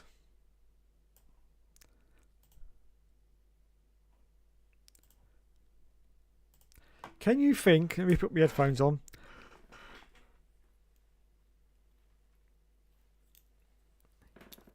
If Arif was really excited for F1 25, or he's trying to send us subliminal messages, because here's just a few clippets of his last video.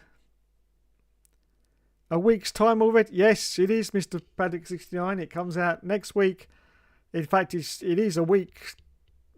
In fact, 27th for people who pre-ordered it.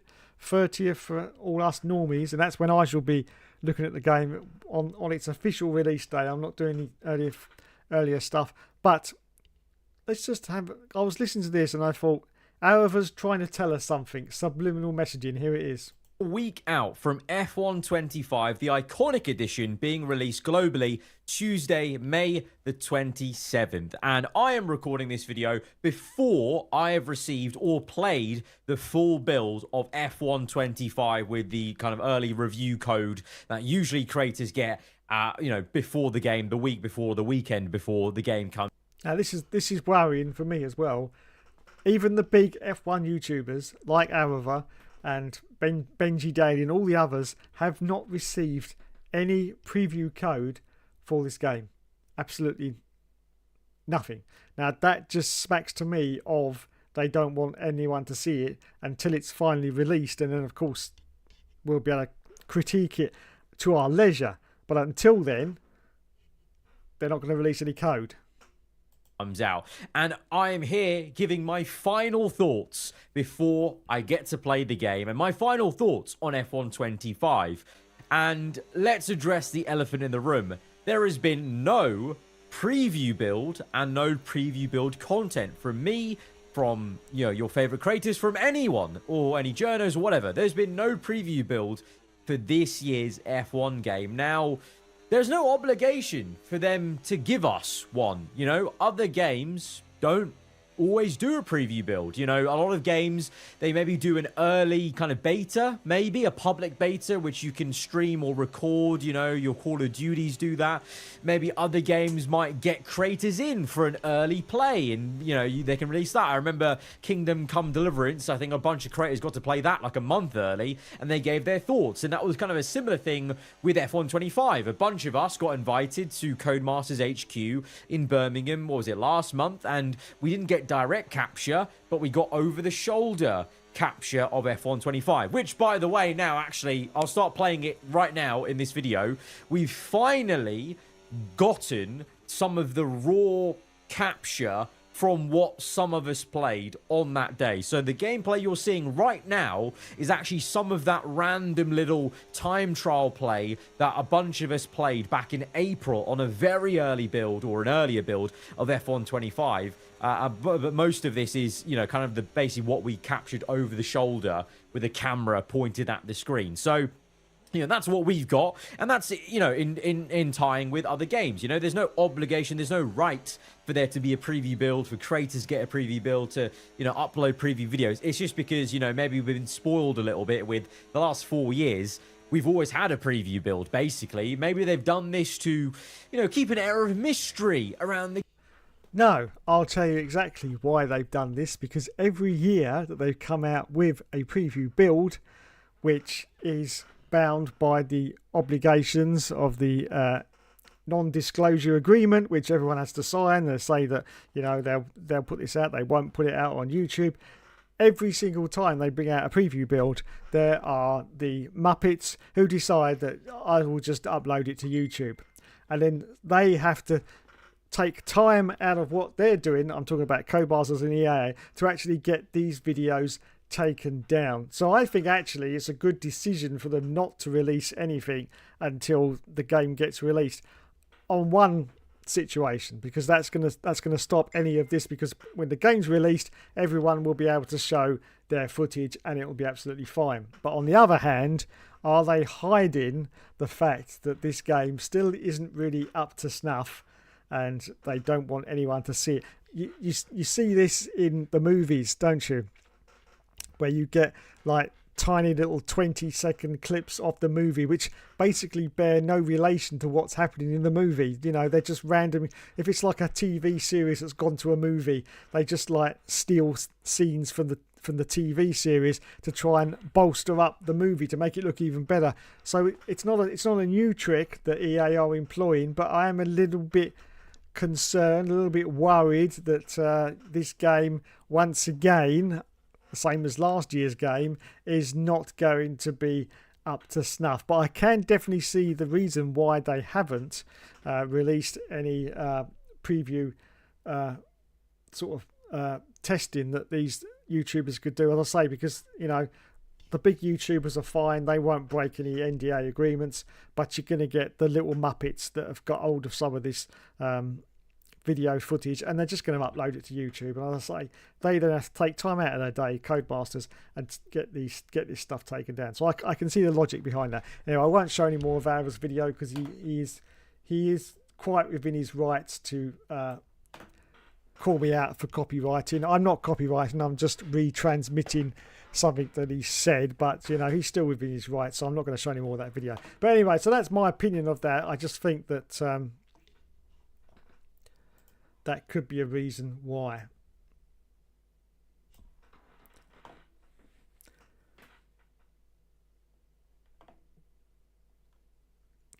Madrid and Miami, the future of Formula One and the death of Formula One, and soon we'll be visiting Rwanda.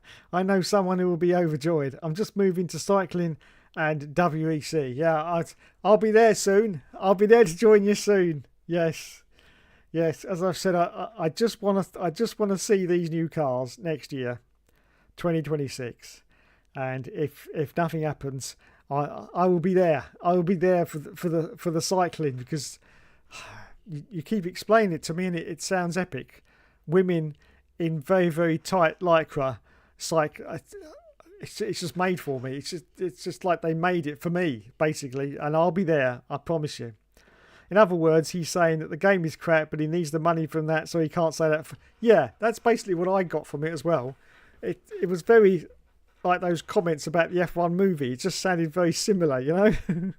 Oh, it's great, really. The reason that releasing any builds is obvious. It's an unfinished disaster again. Yes, it could be. Anyway, join me then for the unfinished disaster, because I will be doing my traditional, it is traditional now, live stream. Hello, Mr. Shane Paul. How are you, sir? Yeah, I'm fine, thank you. How are you?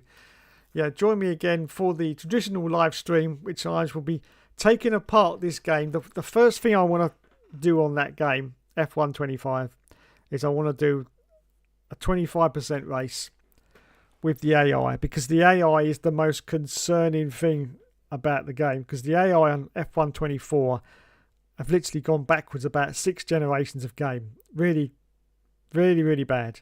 I can't believe how bad the AI are actually on F1 24.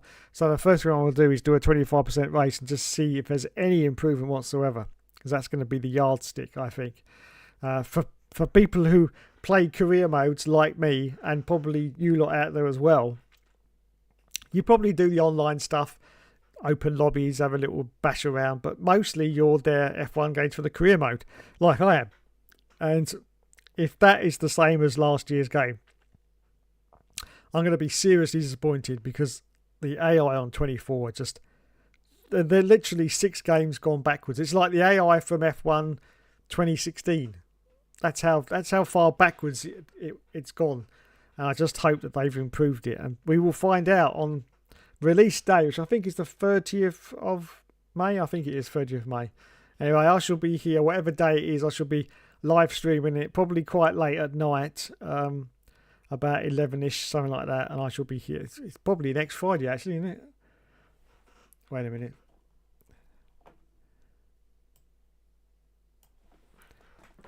Let me look at my calendar. When is the 30th? I know you were going to tell me before we even looked on the calendar. There's the calendar. Yes, I was correct. 30th is next Friday. So yes, I will be here doing the usual live stream madness. Live stream madness, where we will see whether this game is up to snuff. So please feel free to join me for that. On the 30th, which will be next Friday, we will be doing it. We might see if we can gate crash Ash's stream again if he's doing that again. I won't be able to spend as much time on it because... oh no, sorry, I won't be here on the Friday. Hopefully I should be doing that instead, so I should be back on the Thursday, normally on the Thursday. Right. The F1 film looks like it's going to be crap. Yes, indeed. And the Paris-Roubaix race where the ladies get pictured in the communal... Stop it now. It's just talking to me in my language. It really is. It's talking to me in my language. Daddy EA continuing their torture of the Cody's programmers. Well, from what I heard, there's very little Cody's programmers left. They've got rid of most of them. I'm sticking to Championship Edition and 2010. Yes, I don't blame you. Championship Edition, brilliant game. F1 2010, brilliant game. What else can you say? What else can you say? Oh, I've caught the stream right at the end. Sad face. Oh, I'm sorry, Shane. I'm sorry, mate. Yes. Yeah, we've got to disappear in a minute. I've been on for 1 hour and 50 minutes. 50 minutes. But the beauty of the live stream is you can always rewind it and watch it later on. Maybe next week if you want to, or something like that. Yes, because it'll be on and you'll be able to watch it anytime you want. So you haven't really missed anything because the live stream will be continuing on my channel. So that's all that out of the way. F1 25 next week. The last bit before I go, of course, we need a quiz. No, we don't need a quiz because we did that last week. Nobody bothered to answer the questions and you won it. And then Virgin Media cut me off. So no, we don't need a quiz this week. Because nobody answers the questions. Apart from you.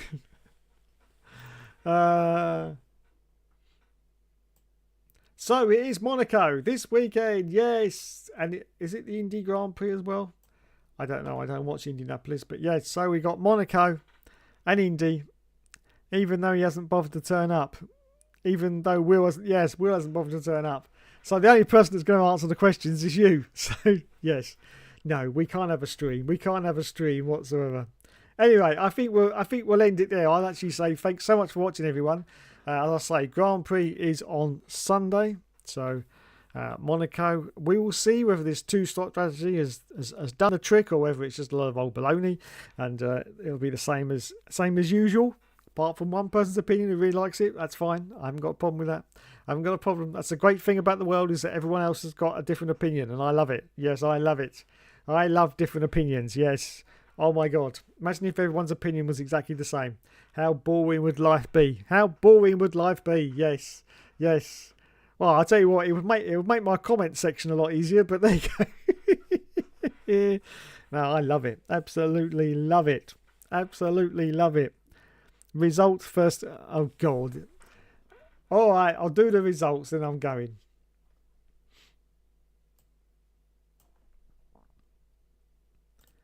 Because I know Will loves this part of the show.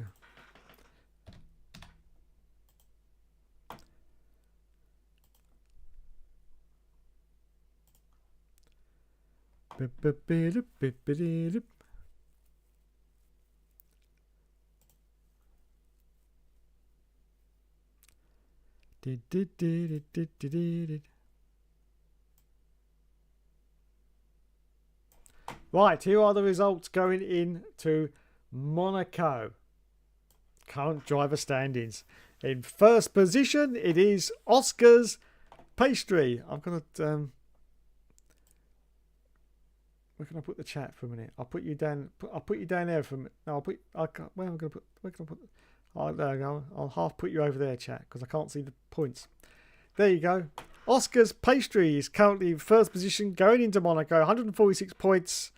Starting to slip a little bit. He needs to really get some wins in now to keep ahead of Maxi Boy.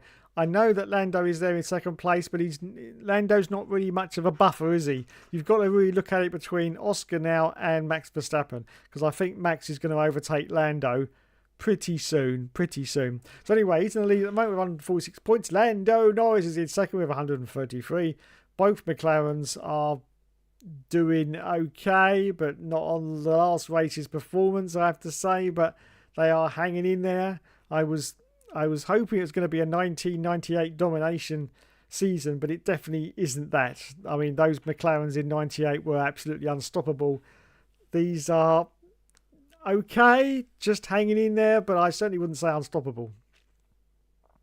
And of course, we're only a further away through the season, so there's plenty of time for the other teams to catch up. Maxi Boy Verstappen, after a fantastic win in the last round, has got 124 points. What can you say about Max? Well, a lot of people have a lot of opinions. I've said in the past, I haven't really got any opinions on any of the drivers. I don't hate any of them. I don't particularly like a lot of them, but either way, I'm really not bothered. But when good stuff comes out of these drivers, I do report on it. And Max did a great job in the last Grand Prix. It has to be said that manoeuvre into turn one in the last was just legendary. It was the stuff of Ayrton Senna, definitely. And so you've got to applaud that. You have got to applaud that. And Max did a great job. And that's why he's third in the championship. And a Red Bull, which you have to say is not the fastest car this year. Definitely not. But he is just wringing the guts out of that car, getting the most of the performance. As I've said a few weeks ago, they've got to be very careful, McLaren, because one mistake, Oscar not finishing a race is all it's going to take for Max to be right up there on his tailpipe. So they've got to be careful. Fourth place goes to George of the Russell. Watch out for that tree. 99 points. I was going to say, George's fantastic season. I wasn't expecting it from George. I didn't think he was going to pull up to the plate and become the number one driver, because I just didn't think he had it in him. But he has. And he's doing a superb job. Of course, George has had a lot of bashing from one of the other drivers, accusing him of being, you know what? And of course, he's not, because he's got a girlfriend. Yes, I know, Elton John. Shush. I know Elton John was married. Shush. That's a different circumstance. Anyway, George of the Russell, 99 points. Well done. Charles Leclerc in 5th position with 61 points. Quite a huge... Oh, that's my Viagra timer. Quite a huge gap between him and George, has to be said, in the Ferraris, which are very underperforming. I know they've just done very well in the practice session, but that's just practice. Doesn't really mean a lot, does it? But yeah, they've been underperforming, definitely, both those Ferrari cars. But he is there with 61 points, so still doing well. And Lulu Hamilton's there with 53 points in the Ferrari. Now, I think back in October last year, I said that Lulu was going to be possibly 8th or 9th in the championship at this stage, and he's 6th. So he has definitely exceeded my expectations of him. And I have to say, after those radio calls in a couple of rounds ago, my admiration for Lewis has gone up a few pegs, it has to be said, because he did a great job there, calling out the team for one thing. But he's got to be careful, because don't forget, they did sack Prost for criticising Ferrari. You've always got to remember that. They sacked Prost for criticising Ferrari. So Lulu's got to be careful. 7th goes to Kimi Antonelli. Has to be said, the best of the rookies so far by a country mile. 48 points for Kimi Antonelli. Well done to him. He has definitely proved that even a complete rookie at just 18 years old. Let's not forget that. He's 18 years old, driving a Formula 1 car. Not just any Formula 1 car, but a Mercedes. A Mercedes that obviously is not its best, but it's clearly a good competitive car. Does some, good results. I don't think it's going to be up there winning championships for quite a few years yet, but it's still up there, and it's kind of reminding me of the McLaren of a few years ago. That's the performance level that I'm seeing that Mercedes are now. It seems that McLaren have stepped up and Mercedes have sort of taken over their position that they were in a few years ago.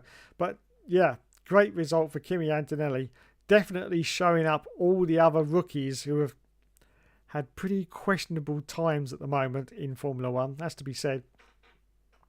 Alexander Albon done a fantastic job in the Williams, 40 points for him in that Williams Mercedes. I have to say he's done a great job, because the Williams at the moment just isn't there, but they are improving, and they improved very much in the last round. Yeah, of course, you've got to say circumstances, but definitely improving. So good stuff at Williams. Esti Besti in the first of the Haas has got 14 points. Lance Stroll, I can't believe this, still got 14 points in that Aston Martin. And Carlos Sainz has got 11 points in 11th place. So he's 11 for 11 for Carlos Sainz. And there's nothing else you can say about Carlos except that very disappointing. Don't forget, this is a Ferrari driver from last year. He was, he's a race winner. He was a race winner at Ferrari, wasn't he? Yes, he was a race winner, and now he's just got 11 points, 7 rounds in. I know he's getting used to the car, but I don't know. I was expecting a lot more from Carlos. I really was expecting a lot more, but it hasn't come to fruition. Then, of course, we got Yuki Tsunoda with 10 points. He's hanging in there, is Yuki. I have to say, hanging in there. I wouldn't say his performance has been fantastic. It's definitely been better than, Liam Lawson. But is it enough to keep him? I don't know. But anyway, good for you, Yuki, and you hang in there because, he's had a lot of shit, that kid. I'll tell you, a lot of shit. He's expecting to take over the Perez slot and didn't get it. And I think that's a personal snub. And,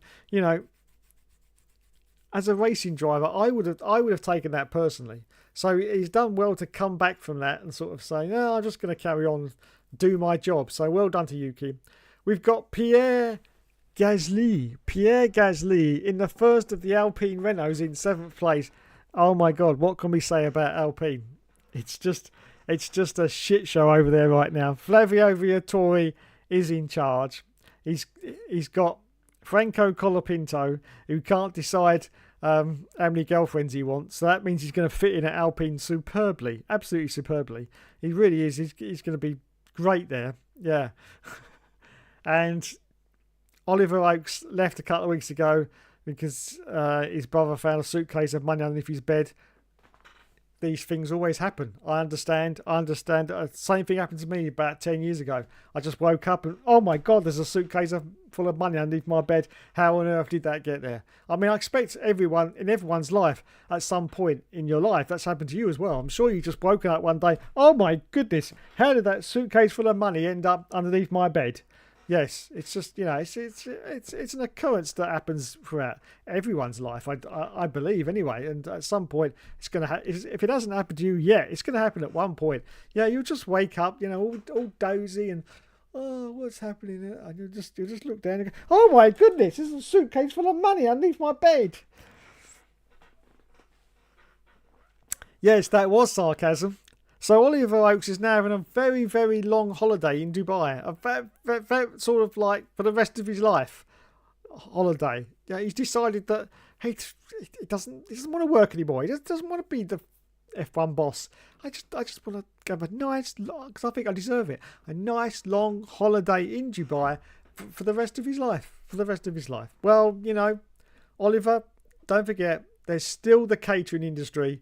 It's a vast industry, even in Dubai. So I'm sure you'll be okay. Yes, and can I have more ketchup, please, on my burger? Because I don't think there's enough on here. Thank you. And a bit more chips. Come on, son, bit more chips. It's a bit stingy, isn't it? Come on, give us a bit more chips. Oh my God. Will Alpine still be in existence at the end of the? I don't know. At the moment, I don't know. In 14th place, we got Isaac Hazur in the Racing Bulls. He's got 7 points. I'll give him his dues. He's done pretty decent. Nico Hulkenberg still only got those 6 points that he had very early on in the season, though, in the Kick Sauber Ferrari. Just getting any points in that Kick Sauber is a miracle. What the hell's going to happen next year? I don't know. Because it's going to be Audi next year.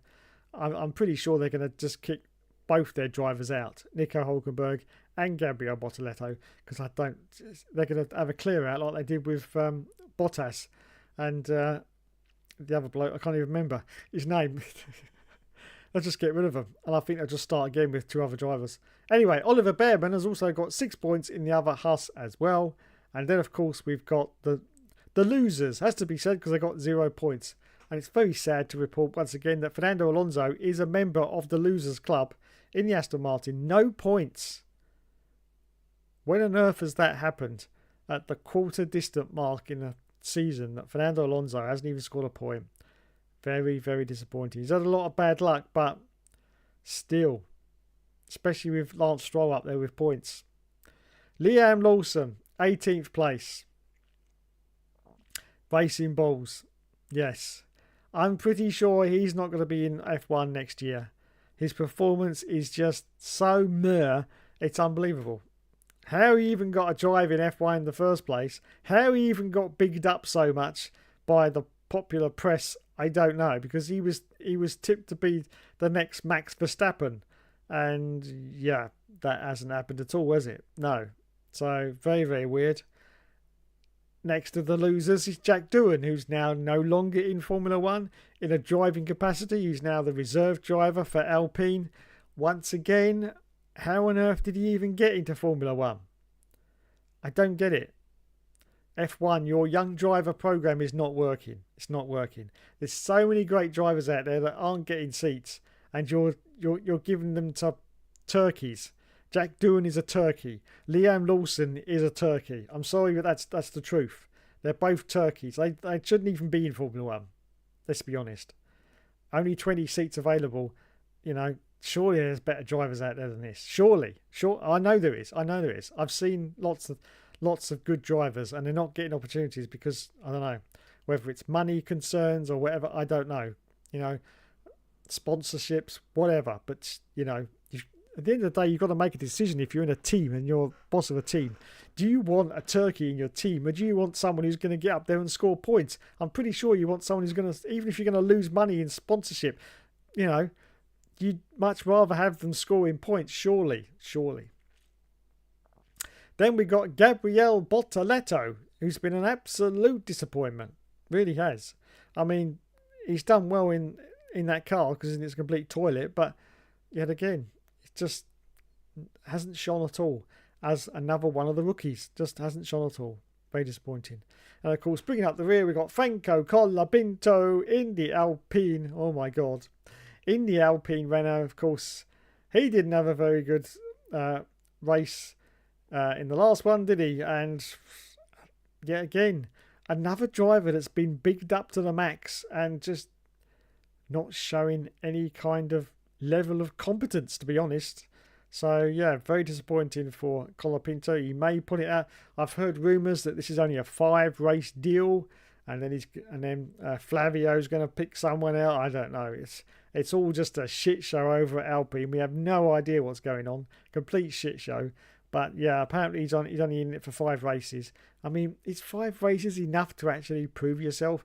Well, I mean, he's had one bad one already. He's only got 4 races left now to prove himself. It's very hard to get points anyway in Formula One because, you know, of how close the cars are to each other. So he's only got 4 races to prove himself. I think it's difficult. I think if they're going to do this, they should give him at least half a season before the summer break, before they decide whether to get rid of him or not. So this is just, you know, it's like a conveyor belt of drivers, isn't it? Oh, they're just coming in. No, you're no good. Get out. Next one, come in. No, you're no good. Get out. It's like The Apprentice for F1 drivers, isn't it? It really is. No, you're fired. It's just crazy situation. But there you go. Those are the runners and riders for the Monaco Grand Prix. Practice 3 starts in 12 hours, 12 minutes and 15 seconds away. There's the live ticker ticking away right there. Fantastic. Well, there you go, ladies and gentlemen. That is the end of the show now for definite. I'd like to say thanks so much for joining me.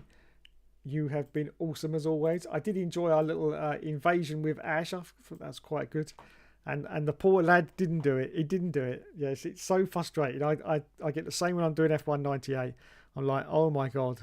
Oh my God. Need lots of McLaren slander. It should be a 98 season. Drivers aren't good enough though. Max has got this championship wrapped up. George of the Russell. You need to have one for Viagra. Yes. Alpine employing KGB agents. That's a French team all over. Nico was signed specifically to fit in with the Audi project with him being German. Alonso has 0 points for the first 6 or 7 races of 2015. Oh, 2015 as well, was it? Okay. And 2017. Lawson did well in 2023. This season is clearly broken in mentally. Needs a complete mental reset. Only drivers of the very best calibre can prove themselves in 5 races. That's what I'm saying. It is. Only really great drivers can prove themselves in 5 races. A little bit silly. Looking forward to our 2-hour Monaco nap. I am, but it won't be 2 hours for me because I only get the highlights. So it's going to be 1 hour and 6 minutes, which is, if anyone's wondering, that's how long the highlight of the races is on Channel 4. It lasts for 1 hour and 6 minutes if you don't watch the adverts. Yes, or like me, I record them and cut the adverts out later. Yes, so if you do that, the actual racing is on for 1 hour and 6 minutes. Yes, that's why it's called highlights. So it's how long's the race on for? Hour and 45, hour and 50, something like that. So there you go. So they don't actually highlight. They don't actually cut that much out. I mean, obviously they're talking about 35 minutes. They actually cut out of a full race Grand Prix to do the highlights. So it's not bad going really. Not bad going, I have to say. Ariana Bravo is the Ariana Bravo. Ariana Bravo is all I can say. Ariana Bravo. Indeed. Yes, very good. Anyway, on that highlight, I'm going to say good night. Thanks so much for joining me, everyone, tonight. Thanks to Paddock69. Thanks to Mr. Regara as well. Thanks to Shane Paul. Thank you, Shane. Helium Trophy was in there as well. Thanks to Helium. And who else we got? I don't know what happened to Will. I think he's fallen asleep like I did yesterday. Anyone else? Oh, yeah. Plynal Plessy was in there right at the start of the stream. Thank you, Plynal. And Lucas Polster. Thank you, Lucas. He's in there as well. There you go then. Enjoy your Monaco Grand Prix, and if you're an IndyCar fan, enjoy your IndyCar racing as well. Join me, hopefully if I don't fall asleep again, join me again next Thursday for the post-Monaco autopsy, and of course I shall be back on Friday evening. It'll be pretty late, because I don't think the game gets unlocked till midnight, so it'll be pretty late for the F1, I know, but the name of the channel's F1 Games PlayStation, so I've got to do some gaming occasionally. So join me for that, and I shall be doing my usual autopsy. And if you're holding off from the game, I will tell you within the first half an hour of that stream whether it's worth buying or not. So if you're thinking to yourself, I'm not gonna listen to these big YouTubers because they're getting paid. Just wait for my stream, okay? And I'll tell you within half an hour. Because I'm going to go straight into a 25% race, because that's what I want to test the most, the AI. If it's the same as last year, I will say to you now, don't bother with it. Okay? But I'm going to reserve judgment until I see it next week.